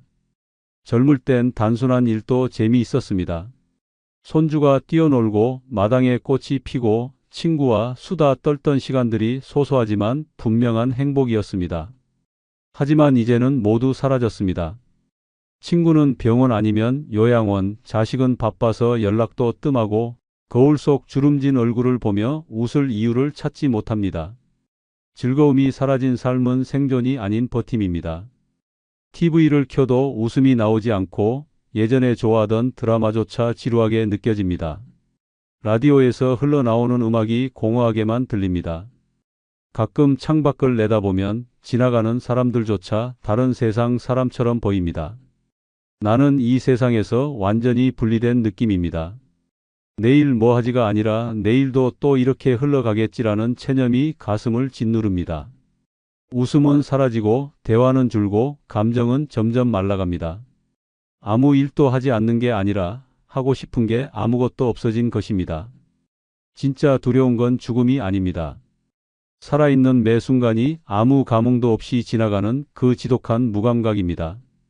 그 무엇도 설레지 않고 아무도 반기지 않고 어디에도 나를 기다리는 사람이 없는 현실은 마음을 서서히 마르게 합니다. 세상은 시끄럽고 바쁘게 돌아가지만 나는 그저 방 안의 그림자처럼 살고 있습니다. 아침을 먹고 약을 챙기고 창밖을 멍하니 바라보다가 잠들기까지 단 한순간도 즐겁다는 감정 없이 하루가 지나갑니다. 이 상태가 계속되면 우울은 고요하게 그러나 확실하게 파고듭니다. 나는 왜 이렇게 살아야 하지? 이 나이에 뭘 새롭게 시작하겠어? 그냥 이렇게 조용히 사라졌으면 좋겠다는 생각이 스멀스멀 올라옵니다. 정신적으로 무너지는 것은 육체의 쇠퇴보다 훨씬 더 무섭습니다. 전북 전주에 사는 68세 어르신의 이야기입니다. 이 어르신은 은퇴 전까지 성실한 공무원이었습니다. 정년퇴직 후 잠깐의 해방감은 금세 사라졌습니다. 처음엔 영화도 보고 동네 산책도 했지만 어느 순간부터 모든 것이 시들해졌습니다. 친구들도 각자 바빠졌고 자식은 외국에 나가 있어 1년에 한두 번 연락이 올까 말까였습니다. 하루는 특별한 이유 없이 아침부터 우울했습니다. 밥을 챙겨 먹는 것도 귀찮고 라디오를 틀었지만 짜증만 났습니다. 왜 이렇게 사는 거지? 라는 말이 입 밖으로 나왔고 어르신은 그날 하루 종일 말을 하지 않았습니다. 며칠 뒤 동네 복지관에서 실버 밴드 모집 공고를 보았습니다. 한때 기타를 조금 다뤘던 기억이 떠올라 그냥 신청했습니다. 처음엔 망설였지만 매주 악기를 만지고 사람들과 웃으며 연습하는 시간이 점점 기다려졌습니다. 몇 달 후 작은 공연 무대에 섰고 누군가 박수를 쳐주는 그 순간 어르신은 속으로 이렇게 말했습니다. 아직도 즐거운 일이 있구나. 지금 어르신은 동네 카페에서 작은 음악 모임을 운영하고 있습니다. 새로 만난 친구들과 커피를 마시며 이렇게 말합니다. 늦게라도 다시 웃을 수 있다면 인생은 아직 끝난 게 아닙니다. 65세 이후 가난보다 무서운 5가지 중 4번째는 내가 버려질까 두려울 때입니다. 내가 버려질까 두려울 때입니다. 나이 들어 가장 끔찍한 공포는 어디선가 홀로 남겨질지도 모른다는 두려움입니다. 세상 어디에도 나를 기다리는 이가 없고 내가 사라져도 눈치채는 사람이 없을 거라는 생각이 마음속을 갉아먹기 시작하면 그것은 단순한 외로움이 아닌 공포가 됩니다. 자식에게 짐이 되기 싫어서, 친구에게 민폐가 되기 싫어서, 아무에게도 말하지 못하고 속으로만 사귀는 감정들이 차곡차곡 쌓이면 결국 스스로를 밀어내게 됩니다. 내가 없어도 괜찮겠지, 이제는 나보다 애들이 더 중요하지라는 체념. 섞인 말들은 결국 자기 존재를 부정하는 데까지 이어집니다. 가족들과 함께 있어도 혼자인 기분입니다. 말은 섞지만 진심은 나누지 못하고 밥은 같이 먹지만 눈빛은 서로 외면합니다. 내 말에 대답이 없을 때, 내 목소리에 짜증 섞인 표정이 보일 때 나는 더 이상 이 집의 중심이 아니라는 사실을 체감합니다. 가장 무서운 건 스스로를 조심하게 되는 순간입니다. 혹시라도 짐이 될까봐 몸이 아파도 참습니다. 병원에 가자고 하지도 않고 불편해도 말하지 않습니다. 감정을 숨기고 필요를 포기하며 조용히 살아가려 합니다. 그렇게 하루하루를 살다 보면 어느 날 깨닫습니다. 나는 지금도 이미 버려진 삶을 살고 있다는 걸. 길을 걷다 쓰러져도 며칠간 집에 불이 꺼져 있어도 아무도 눈치채지 않는 세상 속에서 나라는 사람은 점점 투명한 존재가 됩니다. 공공장소에서 어르신이 실수라도 하면 사람들은 도와주기는커녕 피하거나 눈총을 줍니다. 나이 들수록 버려질 가능성은 현실이 됩니다. 요양원에 혼자 남겨지는 사람들, 병원에 가족 없이 누워있는 노인들, 장례식조차 치러지지 못하는 무연고 사망자가 해마다 늘고 있습니다. 이 시대는 나이든 사람을 동정하지 않습니다. 필요가 없으면 거리낌 없이 놓아버립니다. 내가 버려질까 두려운 마음은 단순히 눈물로 끝나는 감정이 아닙니다. 그것은 존엄을 무너뜨리고 존재 자체를 부정하게 만드는 감정입니다. 혼자 남겨지는 상상만으로도 숨이 턱 막히고 눈물이 나며 삶의 의미가 무너지기 시작합니다. 그 순간부터 삶은 목적이 아닌 생존이 됩니다. 충남 논산에 사는 73세 어르신의 이야기입니다. 이 어르신은 평생 농사일을 하며 자식 셋을 키웠습니다. 배우자 없이 홀로 이끌어온 삶은 그 자체로 위대했습니다. 하지만 세월이 흐르고 몸이 약해지자 자식들이 번갈아가며 모시겠다고 했습니다.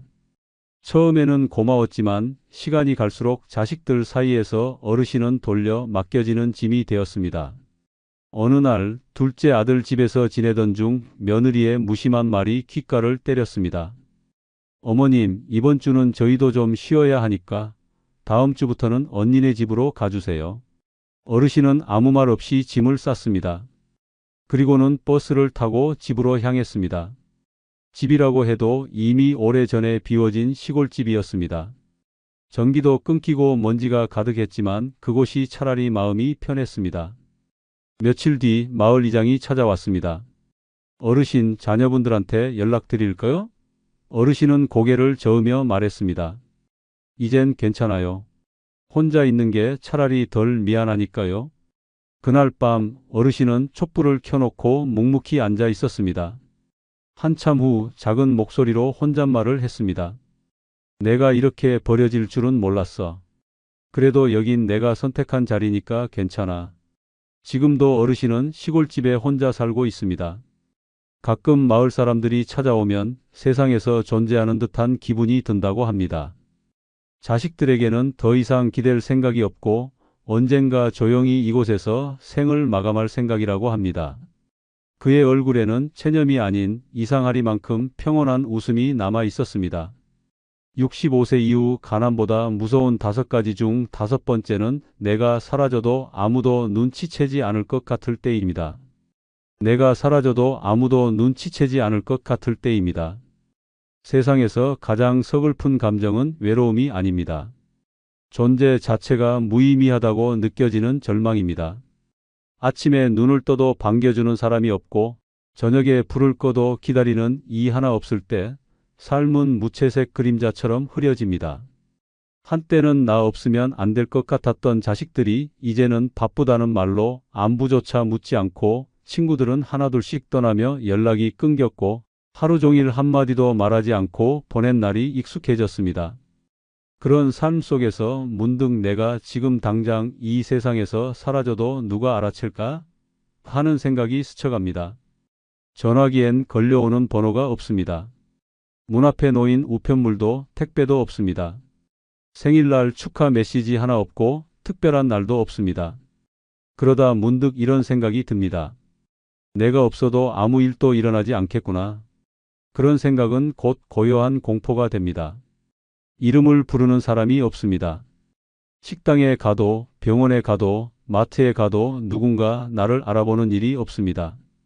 나는 이 도시 속에서 투명 인간처럼 살아가고 있습니다.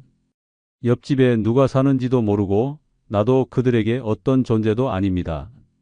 가장 충격적인 건 나조차도 나를 방치하게 된다는 사실입니다.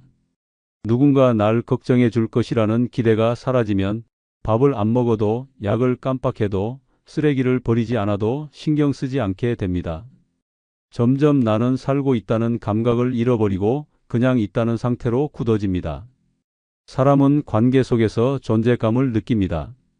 누군가 나를 불러줄 때, 나를 기억할 때 그 안에서 삶의 의미를 찾습니다. 그러나 그 모든 관계가 끊긴 순간 나는 이 세상에서 존재하지 않는 것과 같습니다. 그것이 바로 가난보다 무섭고 죽음보다 서글픈 현실입니다. 서울 노원구에 사는 69세 김봉선 어르신의 이야기입니다. 남편과 사별한 뒤 혼자 살게 된 김 어르신은 딸 하나를 두었지만 딸은 결혼 후 해외에 정착했습니다. 처음엔 영상통화도 자주 했고 명절마다 소포도 보내왔지만 시간이 흐르면서 연락이 점점 뜸해졌습니다. 하루는 감기 몸살이 심해 이틀 동안 아무것도 먹지 못한 채 침대에 누워 있었습니다. 휴대폰은 머리맡에 있었지만 연락할 사람이 떠오르지 않았습니다. 구청, 병원, 이웃 누구도 쉽게 손이 가지 않았습니다. 그렇게 사흘째 되는 날 전기요금 미납으로 불이 꺼졌습니다. 추운 방 안에서 담요를 덮고 몸을 웅크린 채 김 어르신은 혼잣말을 했습니다. 내가 여기서 이렇게 죽어도 아무도 모를 텐데 그 말은 놀랍도록 차분하게 흘러나왔습니다. 공포도 분노도 아닌 단지 깊은 체념과 슬픔뿐이었습니다. 이후 겨우 몸을 일으켜 동사무소에 연락을 했고 폭지사가 방문해 간단한 지원을 받았습니다. 그러나 그날 이후 김 어르신은 더 이상 아무에게도 기대지 않기로 마음먹었습니다. 괜히 기대하면 실망만 크니까요. 이제는 그냥 조용히 살다 조용히 가고 싶어요. 지금도 김 어르신은 매일 같은 시간에 일어나고 조용히 식사하고 마당의 화분에 물을 줍니다. 특별한 일은 없습니다.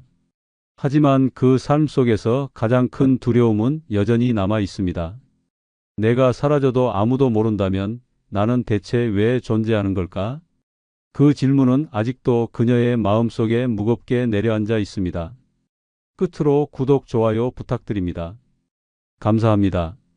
영상 시작에 앞서 구독, 좋아요 부탁드립니다. 영상이 끝난 후 여러분들의 경험담과 생각을 댓글에 적어주시어 서로 소통하시길 부탁드립니다. 노년에 절대 놓치면 안 되는 첫 번째 귀한 친구는 바로 서로의 약점을 감싸주는 친구입니다. 사람은 누구나 나이가 들수록 약해집니다. 몸이 먼저 말을 듣지 않고 기억은 흐릿해지며 자존심은 나날이 얇아집니다. 그럴수록 내 약점을 들키지 않으려 애쓰게 되고 그래서 더 외로워집니다.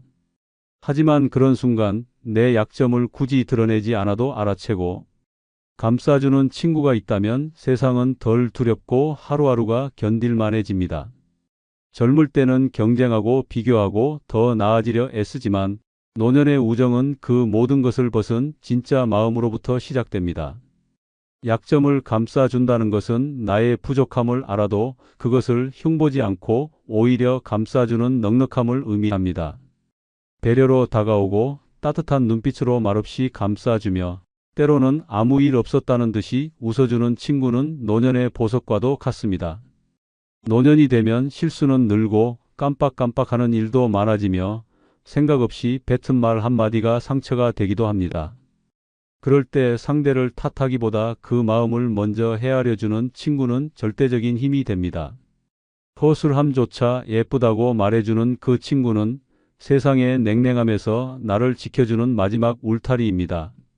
삶이 길어질수록 사람들은 점점 조용해지고 말수도 줄어들며 마음의 문도 쉽게 열지 않습니다.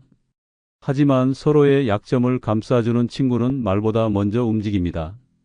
손 하나 잡아주고 눈빛 하나로 마음을 전하며 당신이 힘든 줄 알아도 그것을 꺼내 묻지 않는 섬세한 배려를 보여줍니다. 친구의 말실수조차 웃어넘길 수 있고 작은 실수도 괜찮다고 덮어줄 수 있는 관계는 단단하고 진실한 우정의 결정체입니다. 특히 노년이 되면 자식에게도 말 못할 마음이 생깁니다. 체면 때문에 걱정 끼치기 싫어서 혼자 끙끙 앓는 날들이 많아집니다. 하지만 그런 속마음을 묻지 않아도 알아주고 대신 화제를 돌려 웃음을 주는 친구는 그 자체로 치유입니다. 그런 친구 하나 있다면 삶의 외로움은 절반으로 줄어듭니다. 마음이 찌그러진 날, 괜찮아, 나도 그래라고 말해줄 친구는 약점을 덮는 것이 아니라 따뜻하게 감싸 안아주는 존재입니다. 60년을 함께 산 두 할머니가 있었습니다. 중학교 때부터 친구였고 둘 다 80을 넘긴 지금까지도 매일 전화를 하고 일주일에 두세 번은 만나 함께 시장을 봅니다. 어느 날 한 할머니가 갑자기 다리를 절며 시장에 나왔습니다. 걱정된 친구가 병원은 가봤어? 하고 물으니 그 할머니는 별일 아냐. 어제 계단에서 잠깐 삐었어 하고 웃으며 대답했습니다. 하지만 친구는 곧바로 손목을 잡고 정형외과로 함께 향했습니다. 알고 보니 며칠 전부터 통증이 있었는데 자식들 걱정할까봐 병원도 안 가고 숨기고 있었던 것입니다. 진료를 마치고 약국에 들른 두 사람은 시장 근처 벤치에 앉아 소보로빵 하나를 나눠 먹었습니다. 그 자리에서 다리 아팠던 친구는 결국 울음을 터뜨렸습니다. 나 요즘 자꾸 여기저기 아파서 무섭다며 말하자 친구는 말없이 가방 속 손수건을 꺼내 건네며 말했습니다. 아프면 나한테 말해. 나 다 감당할 수 있어. 너보다 내가 건강하잖아.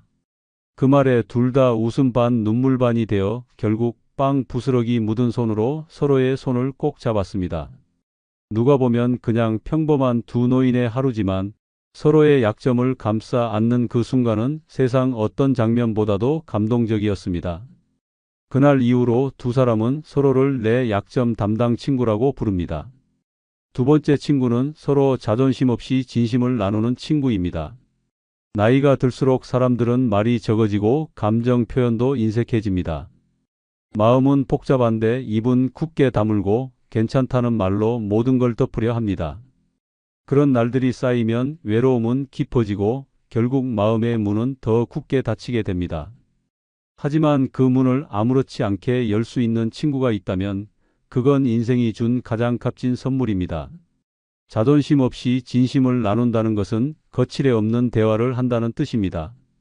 돈 많고 없음을 떠나고 사회적 지위를 따지지 않으며 성공이나 실패도 중요하지 않은 관계입니다. 그저 마음을 있는 그대로 꺼낼 수 있는 친구, 창피한 감정도 거리낌 없이 말할 수 있는 친구는 노년에 가장 필요한 존재입니다. 서로의 체면을 지켜주기보다 서로의 마음을 들여다볼 줄 아는 친구가 있어야 노년은 외롭지 않습니다. 나이 들면 자존심이 더 세진다는 말이 있습니다. 세상을 오래 살며 생긴 상처들이 쌓이고 그 상처를 들키지 않기 위해 벽을 치는 것입니다. 그래서 나 괜찮아라는 말 뒤엔 늘 사실은 이라는 숨겨진 속마음이 따라 붙습니다.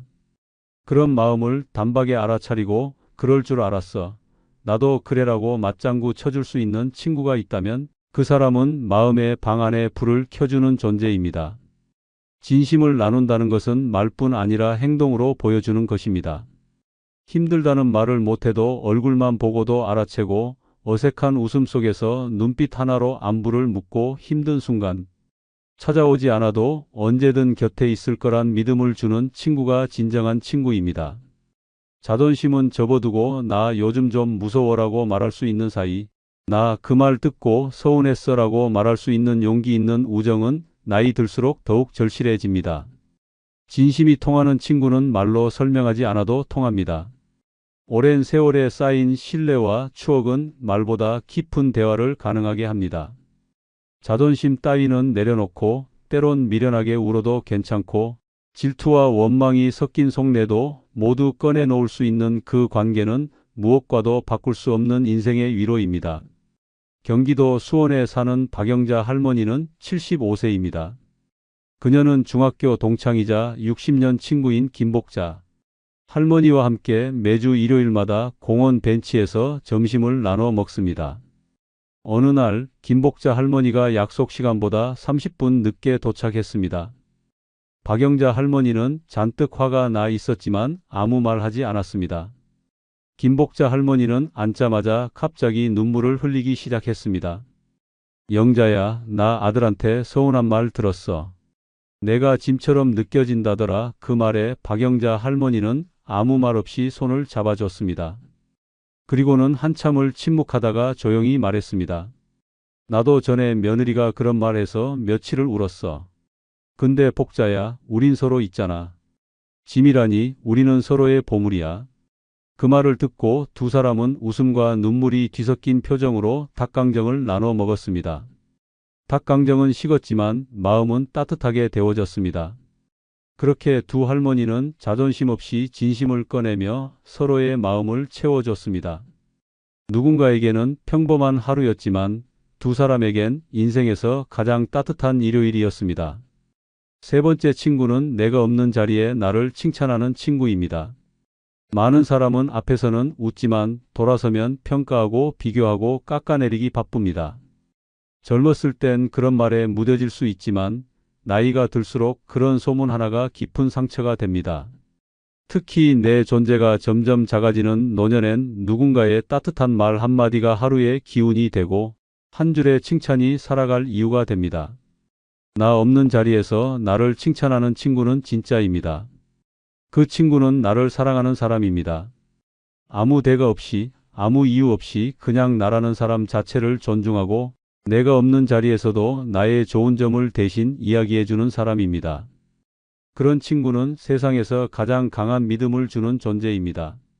그 사람 참 괜찮지, 나 오래 봐서 알아라고 말하는 친구가 있다면 그 우정은 이미 수십 년의 세월을 견뎌낸 단단한 사랑입니다. 칭찬은 들을 때보다 내가 없을 때 누군가 대신 해주는 말일 때 더 깊이 가슴을 울립니다. 누군가에게 나의 진심을 변호해주고 내가 해온 일들을 대신 자랑해주고 내가 지닌 성품을 이야기해주는 친구는 내가 나 자신을 잃어버릴 때조차 나를 지켜주는 버팀목이 됩니다. 그런 친구가 있다는 사실만으로도 내 삶은 무너지지 않습니다. 나이 들어 사람은 자신감보다 불안함이 더 많아집니다. 자식과 멀어지고 사회에서도 은퇴하며 예전 같지 않다는 말을 들을 때마다 마음은 쪼그라듭니다. 그럴 때 내가 없는 자리에서 나를 빛나게 해주는 친구의 한마디는 내 존재가 아직도 의미 있다는 것을 깨닫게 합니다. 그 사람 덕에 내가 많이 배웠어. 그분처럼 고든 분 드물어라는 말은 곧 내 삶의 흔적을 인정해주는 고백입니다. 이런 친구는 경쟁하지 않습니다. 질투하지도 않습니다. 나보다 앞서도 끌어주고 뒤처지면 기다려줍니다. 그리고 무엇보다 나의 좋은 점을 꼭꼭 챙겨 기억해 줍니다. 때로는 내가 잊고 지낸 나의 장점까지 꺼내어 이야기해주는 그 친구 덕분에 나는 내 삶이 부끄럽지 않다는 확신을 갖게 됩니다. 그 친구가 없었다면 나는 나를 잊었을지도 모릅니다. 서울에 사는 조순자 할머니는 어느 날 노인대학의 수채화 교실에서 빠졌습니다. 며칠째 기운이 없어 보이던 그녀는 이젠 내 그림이 별로인 것 같아라는 말만 남기고 수업에 오지 않았습니다. 그런데 다음 주 수업 시간 그녀는 다시 환하게 웃으며 나타났습니다. 이유는 간단했습니다. 그녀가 빠진 그 주 단짝 친구인 김정자 할머니가 수업 내내 조순자 할머니의 그림을 자랑했기 때문입니다. 순자 그림이 얼마나 섬세한지 알아? 저번에 그린 들국화는 액자에 걸어도 될 정도였어 라고 말하며 다른 친구들에게 그동안 찍어둔 조순자 할머니의 작품 사진을 돌려가며 보여줬습니다. 그 이야기를 전해 들은 조순자 할머니는 감동을 넘어서 충격을 받았다고 했습니다. 자신이 없는 자리에서 누군가가 자신을 그렇게나 따뜻하게 이야기해 준다는 것에 눈물이 났다고 합니다. 결국 그녀는 다시 붓을 들었고 2달 후 작은 전시회에서 그녀의 들국화는 사람들의 눈길을 사로잡았습니다. 그날 전시회에 온 많은 사람이 그림도 감상했지만 진짜 감동은 김정자 할머니의 한마디에서 나왔습니다. 난 순자가 자기 그림보다 더 아름다운 사람이라는 걸 알아. 난 평생 그걸 사람들한테 자랑할 거야. 그 말에 박수가 터졌고 조순자 할머니는 다시 그림을 그릴 힘을 얻었습니다. 내가 없는 자리에서 나를 빛나게 해주는 친구, 그 친구야말로 노년에 절대 놓치면 안 되는 보물입니다. 네 번째 친구는 기억을 잃어도 이름은 기억할 친구입니다. 나이가 들수록 두려운 것은 몸의 병보다 마음의 병입니다. 이름을 잊고 얼굴을 잊고 함께했던 시간을 잊는 그 순간 사람은 세상에서 가장 외로운 존재가 됩니다. 아무리 가족이 있어도 아무리 돌봄을 받아도 기억이 지워지는 그 공포는 혼자만의 싸움처럼 느껴집니다. 그럴 때 누군가의 이름 하나만큼은 끝까지 기억나는 일이 있다면 그것은 기적이고 축복입니다. 사람은 가슴에 새겨진 존재만 기억한다고 합니다. 억지로 외운 이름은 쉽게 사라져도 마음속 깊이 박힌 사람의 이름은 머리가 잊어도 마음이 기억합니다. 기억을 잃어가는 그 순간에도 유일하게 입에서 흘러나오는 이름이 있다면 그 친구는 나의 마지막 등불입니다. 언어가 사라져도 논리가 사라져도 그 이름 하나만큼은 잊히지 않는다면 그것은 단순한 우정이 아니라 인생 전체를 함께한 존재의 증거입니다. 노년에 찾아오는 치매는 단순히 기억을 빼앗는 병이 아닙니다. 자존감을 무너뜨리고 존재의 흔적마저 지우는 잔인한 시간입니다. 하지만 그런 어둠 속에서도 단 하나의 이름이 떠오른다면 그 이름은 나를 사람답게 만들어주는 마지막 줄기입니다. 이 사람 누구지? 라는 질문에도 망설임 없이 나오는 그 한 이름은 수십 년, 세월의 깊이를 담은 단단한 연결입니다. 그 친구는 내가 어떤 사람이었는지를 기억해주는 존재입니다. 이름 하나에 담긴 그 수많은 날들, 함께한 웃음과 눈물, 싸움과 화해, 그리고 무수한 계절의 교차점들이 남아 있습니다. 아무도 몰라도, 가족도 가끔 잊어도 그 친구만큼은 나를 잊지 않고 나도 그 친구만은 잊지 않는다는 사실은 노년의 외로움을 견디게 하는 가장 큰 힘입니다. 기억을 잃어가면서도 여전히 그 친구를 찾고 그 이름을 부르고 그 사람 앞에만 서면 표정이 달라진다면 그것은 단순한 우정이 아니라 영혼의 일부분입니다. 시간조차 뺏을 수 없는 우정, 병도 무너뜨릴 수 없는 그 이름, 그 존재는 노년을 견디는 든든한 힘입니다. 부산에 사는 정복순 할머니는 81세입니다. 몇 년 전부터 기억력이 급격히 나빠졌고 병원에서는 초기 치매 진단을 내렸습니다. 어느 날 할머니는 딸의 이름도 헷갈려 했고 심지어 손주의 생일도 기억하지 못했습니다. 가족들은 안타까움에 말을 아꼈고 할머니도 점점 말수가 줄어들었습니다. 그런데 하루는 할머니가 누군가를 만나러 가겠다며 옷을 단정히 입고 밖에 나가려 했습니다. 가족이 따라가 보니 근처 작은 공원 벤치에서 기다리고 있는 82세의 김말순 할머니가 있었습니다. 두 사람은 70년 지기 친구였습니다. 정복순 할머니는 말이 느려지고 어눌해졌지만 말순 할머니 앞에서는 갑자기 얼굴이 환해졌습니다. 그리고 천천히 입을 열었습니다. 말순이, 넌 아직도 내 옆에 있네? 그 말에 가족들은 눈시울이 붉어졌습니다. 그날 이후 말순 할머니는 매주 정복순 할머니 집을 방문했습니다. 함께 옛 사진을 보며 이야기를 나누고 오래된 노래를 함께 부르며 시간을 보냈습니다. 놀라운 건 정복순 할머니가 모든 것을 잊어도 말순이라는 이름만큼은 매번 정확하게 불렀다는 것입니다. 심지어 어떤 날은 식사를 하다 말고 말순이 왔어? 라고 말하며 기대하는 눈빛을 보이기도 했습니다. 어느 날은 김말순 할머니가 장난처럼 말했습니다. 야, 내가 다 잊어도 내 이름은 기억하니? 나 참 기분 좋다. 그러자 정복순 할머니가 웃으며 대답했습니다. 말순이는 내 기억이 아니라 내 마음에 있어서 그래. 그 말을 들은 가족은 웃음과 함께 눈물을 삼켰습니다. 이름 하나로 이어지는 우정, 기억이 사라져도 살아남는 그 이름. 그것이 진짜 노년의 기적입니다. 다섯 번째 친구는 함께 병원에 가줄 친구입니다. 나이가 들수록 가장 두려운 곳은 병원입니다. 아픈 것도 무섭지만 그보다 더 무서운 건 혼자 가야 한다는 현실입니다. 진료 대기실에서 불안한 마음으로 자신의 이름이 불리기만을 기다릴 때 옆자리에 누구 하나 없이 앉아있는 외로움은 고통보다 깊은 절망이 됩니다. 병원 문을 열 때 손을 잡아줄 친구, 차가운 진료실 앞에서 함께 앉아줘서 덜 떨리게 해주는 친구, 의사 앞에서 대신 질문을 해주고 꼼꼼히 설명을 들어주는 친구, 그런 친구가 있다면 병원이라는 낯선 공간도 조금은 따뜻해집니다. 진단 결과가 나오는 그 순간 혼자 듣는 것보다 옆에서 괜찮아, 별일 아닐 거야 라고 말해주는 친구가 있다면 이미 절반은 안도감으로 채워집니다. 노년이 되면 몸은 잦은 신호를 보냅니다. 혈압, 당뇨, 관절, 눈, 귀 어디 하나 멀쩡한 데가 없다고 말합니다. 그러나 더 무서운 건 그 아픔을 함께 나눌 사람이 없는 것입니다. 자식들은 바쁘고 며느리는 눈치 보이고 결국 조용히 예약하고 혼자 가는 병원길은 마음까지 병들게 만듭니다. 그런 날 나도 같이 갈게라고 말해주는 친구 한 사람만 있어도 세상이 달라집니다. 그 친구는 단순히 병원에 같이 가주는 사람이 아닙니다. 나의 불안과 두려움을 같이 안아주는 사람입니다. 무심한 의사에게 대신 따지고 약국에서 처방전을 대신 챙기고 귀가 잘 안 들리는 나를 위해 간호사의 말을 통역해주는 그 친구는 가족보다 더 든든한 동반자입니다. 병원이라는 이름 아래 인간은 작아지지만 친구가 곁에 있으면 그 작아짐이 덜 부끄럽습니다. 함께 병원에 가주는 친구는 나의 건강뿐 아니라 삶 전체를 지켜주는 사람입니다. 아프지 말라고 챙겨주는 게 아니라 아플 때 함께 있어주는 사람, 그 사람이야말로 진짜 내 편입니다.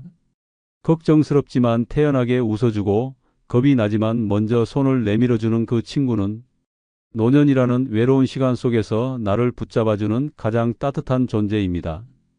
인천에 사는 임순덕 할머니와 윤명자 할머니는 50년 친구입니다.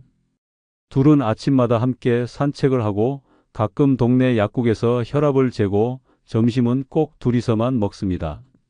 어느 날 임순덕 할머니가 허리를 움켜쥐며 주저앉았습니다. 갑작스런 통증에 당황해 병원에 가야 했지만 자식들은 모두 멀리 살아바로 올 수 없었습니다. 그 소식을 들은 윤명자 할머니는 신발도 제대로 안 신고 뛰어나갔습니다. 병원에서는 허리디스크 초기 진단을 받았고 입원까지는 필요 없지만 꾸준한 치료가 필요하다는 말을 들었습니다. 그 이후 윤명자 할머니는 매주 물리치료가 있는 날이면 함께 병원에 갔습니다. 기다리는 시간에도 잡지를 읽어주고 물리치료실 안에서는 창밖을 보며 몰래 웃음을 터뜨리곤 했습니다. 어느 날은 윤명자 할머니가 진료실 앞에서 졸다가 간호사에게 보호자분이라고 불리자 엉겁결에 네 라고 대답하며 안으로 들어가 웃음을 자아냈습니다. 임순덕 할머니는 그 모습을 보고 배를 잡고 웃으며 말했습니다. 이젠 보호자까지 됐네. 내가 내 둘째 딸 해라. 그 말에 둘은 한참을 웃었고 그날 이후 윤명자 할머니는 진짜처럼 내 엄마 치료하러 갑니다 라고 말하며 병원을 다녔습니다. 둘 사이엔 혈연보다 더 끈끈한 우정이 흐르고 있었습니다. 함께 병원에 가주는 일이 단순한 동행이 아닌 서로의 삶을 지키는 깊은 사랑이라는 걸 그들은 웃음과 눈물 속에서 느끼고 있었습니다. 그런 친구가 있는 노년은 결코 외롭지 않습니다. 그리고 그 친구가 있다는 사실만으로도 삶은 다시 따뜻해집니다. 당신은 이런 친구가 한 명이라도 있으십니까? 당신은 행복한 사람입니다. 이상 영상을 마칩니다. 감사합니다. 늙어 혼자 산다고 하면 사람들은 고개를 갸웃합니다. 외롭겠다, 불쌍하다, 눈물로 하루를 보내겠지 그런 말부터 쏟아냅니다. 하지만 그건 젊은 사람들의 착각입니다. 진짜 눈물은 함께 살아야 하는 노인들의 몫입니다. 하루에도 수십 번 감정을 눌러 삼키고 잔소리와 무시에 찢기며 껍데기뿐인 관계 속에서 숨죽이며 사는 노인들이 얼마나 많은지 모릅니다. 혼자라는 건 처량함이 아니라 고통과 번민에서 탈출한 자유입니다. 이번 영상은 늙어 혼자 사는 것이 축복인 5가지 이유에 대해 설명드리겠습니다. 구독, 좋아요는 무료입니다. 영상을 끝까지 들으시면 복이 올 겁니다. 늙어 혼자 사는 것이 축복은 첫 번째 이유는 더 이상 인생을 증명할 필요가 없기 때문입니다. 늙어 혼자 산다는 건 더 이상 인생을 증명하지 않아도 된다는 뜻입니다. 그건 단순한 해방이 아니라 존재 자체를 인정받는 순간입니다. 우리는 평생 누군가에게, 어딘가에, 뭔가에 자신을 증명하며 살아왔습니다. 학생 때는 성적으로, 직장에선 실적으로, 결혼 후엔 자식의 성공으로 끊임없이 무언가를 해내야 하고 무언가를 이뤄야 하고 그래야만 존중받는다는 강박 속에서 지쳐가며 살아왔습니다. 심지어 늙어서조차 비교당하고 평가당합니다. 자식이 얼마나 잘 됐는지, 손주가 어느 대학에 갔는지, 연금이 얼마나 되는지, 병원비를 스스로 내는지까지도 평가 대상입니다. 노년의 삶마저도 타인의 눈에 의해 채점당합니다. 그렇게 끝없이 인생을 증명해야만 존재 가치가 있는 사람이라는 프레임 속에 갇힙니다. 마치 이제라도 잘 살아야 한다는 강박처럼 여전히 어딘가에 나 괜찮은 사람입니다 라는 표를 붙이고 살아가는 겁니다. 그러나 혼자 살게 되면 그 굴레에서 빠져나올 수 있습니다. 더 이상 누구에게도 나는 잘 살고 있다, 나는 아직 쓸모 있는 사람이다라고 증명할 필요가 없습니다. 내 삶의 기준은 남이 아닌 내가 되는 순간 비로소 진짜 평화가 찾아옵니다. 청소를 하지 않아도, 반찬이 부실해도, TV만 하루 종일 보고 있어도 누구의 눈치를 보지 않아도 됩니다. 그 자체로 충분하기 때문입니다.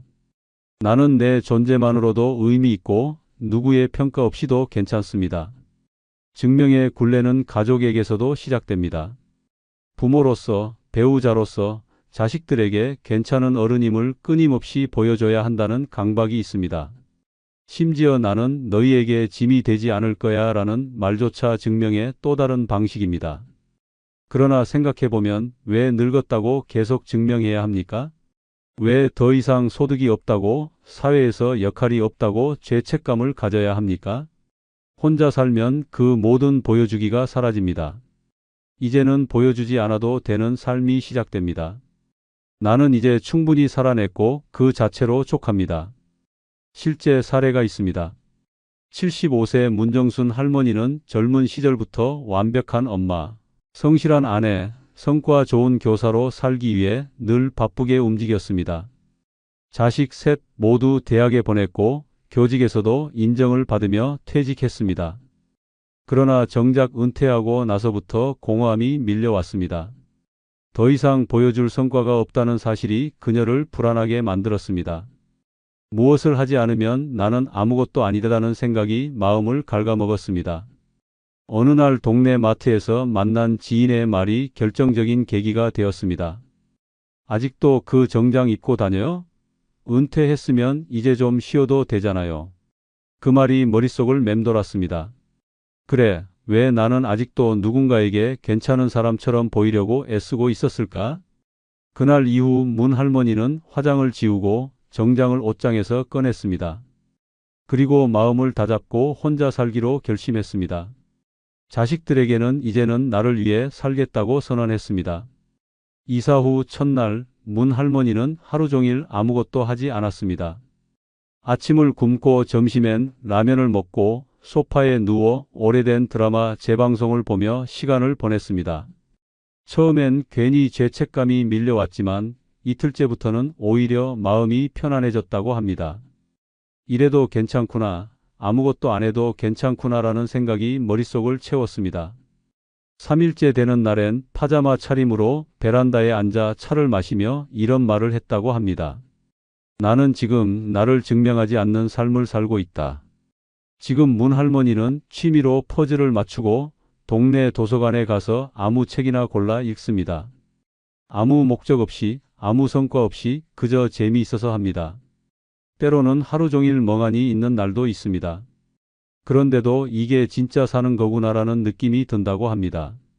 누가 보든 말든 누구에게 보이든 말든 이제는 상관없습니다. 그녀는 말합니다. 나는 더 이상 나를 증명하지 않아요. 그냥 나로 사는 것만으로도 충분해요. 늙어서 혼자 산다는 건 세상에 나를 증명하지 않아도 되는 삶을 선물 받는 것입니다. 보여주기 위해 사는 것이 아니라 나를 위한 삶이 시작되는 순간입니다. 이제는 괜찮은 사람이 아니라 편안한 나로 살아도 됩니다. 그 자체로 이미 값진 삶입니다. 더 이상 인생을 증명할 필요가 없습니다. 그것이야말로 가장 큰 축복입니다. 늙어 혼자 사는 것이 축복은 두 번째 이유는 돈을 어디에 쓸지 내 마음대로 정할 수 있기 때문입니다. 늙어 혼자 사는 것이 축복인 또 하나의 이유는 돈을 어디에 쓸지 내 마음대로 정할 수 있다는 점입니다. 이 단순한 자유 하나가 노년에 얼마나 강력한 해방감을 주는지 겪어본 사람만이 압니다. 수십 년을 가족을 위해 헌신하며 살았던 세월 동안 자신을 위해 써본 돈이 얼마나 될까요? 맛있는 밥 한 끼, 예쁜 옷 하나, 병원비 외에 순전히 내 기쁨을 위해 쓴 지갑이 언제였는지 기억조차 나지 않는 경우가 많습니다.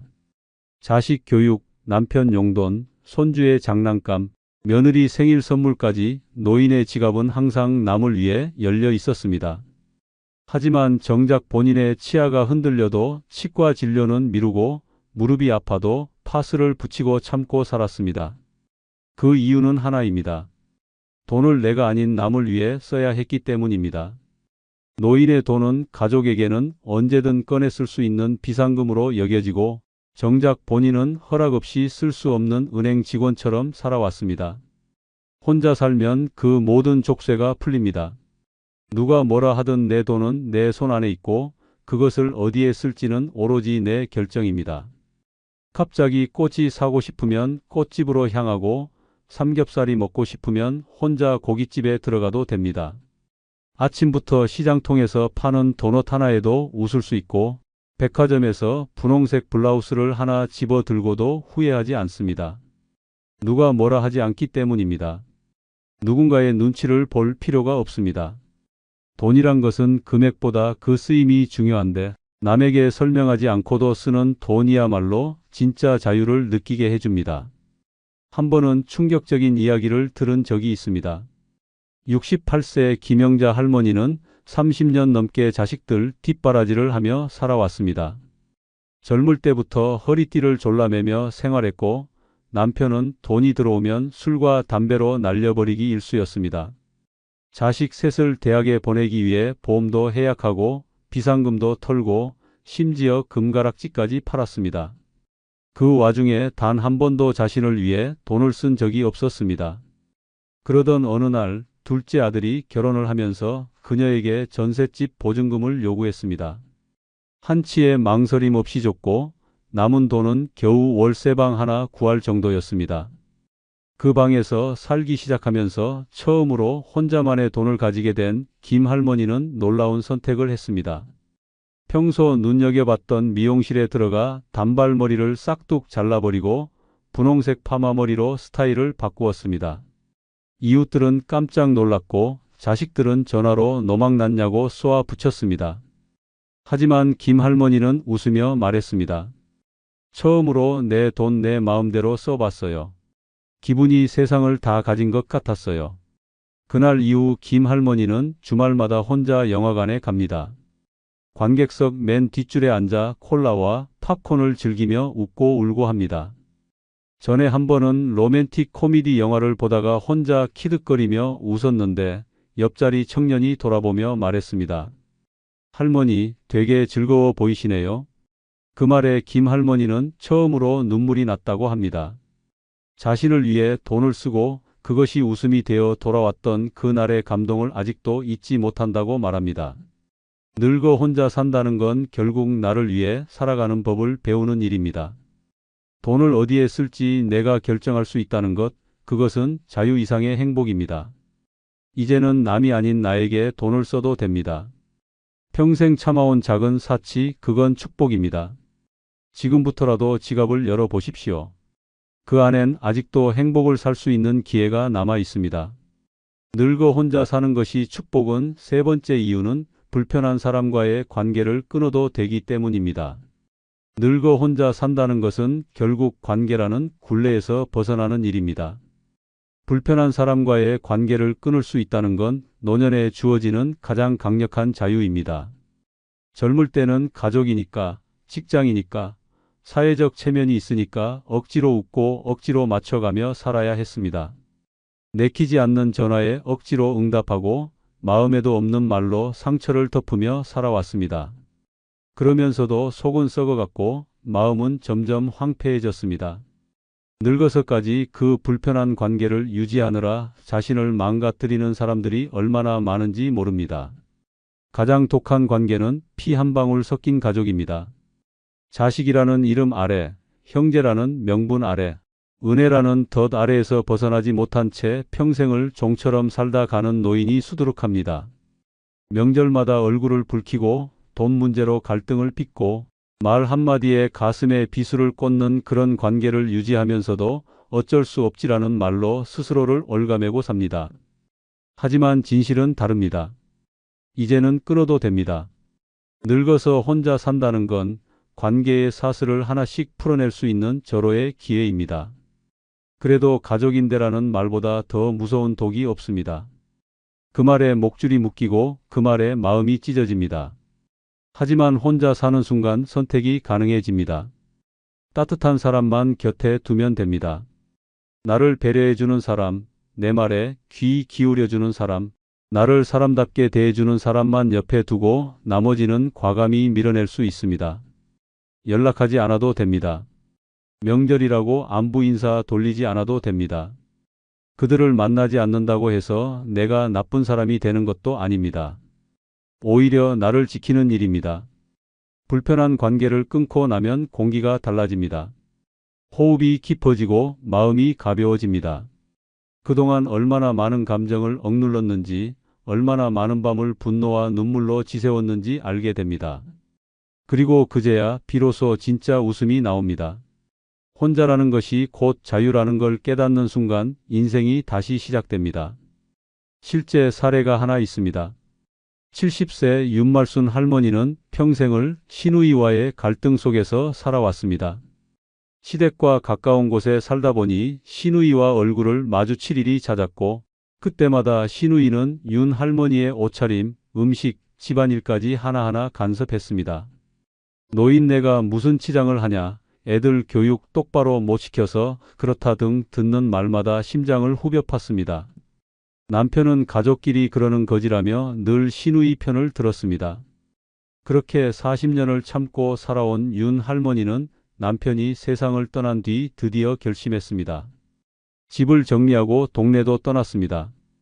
연락처를 싹 정리하고 새 전화번호로 바꿨습니다.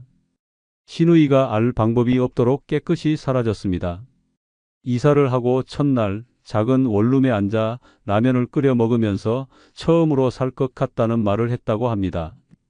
그동안 그토록 단절을 원했으면서도 죄책감에 두려움에 실행하지 못했던 일이 결국 자신을 살려낸 것입니다.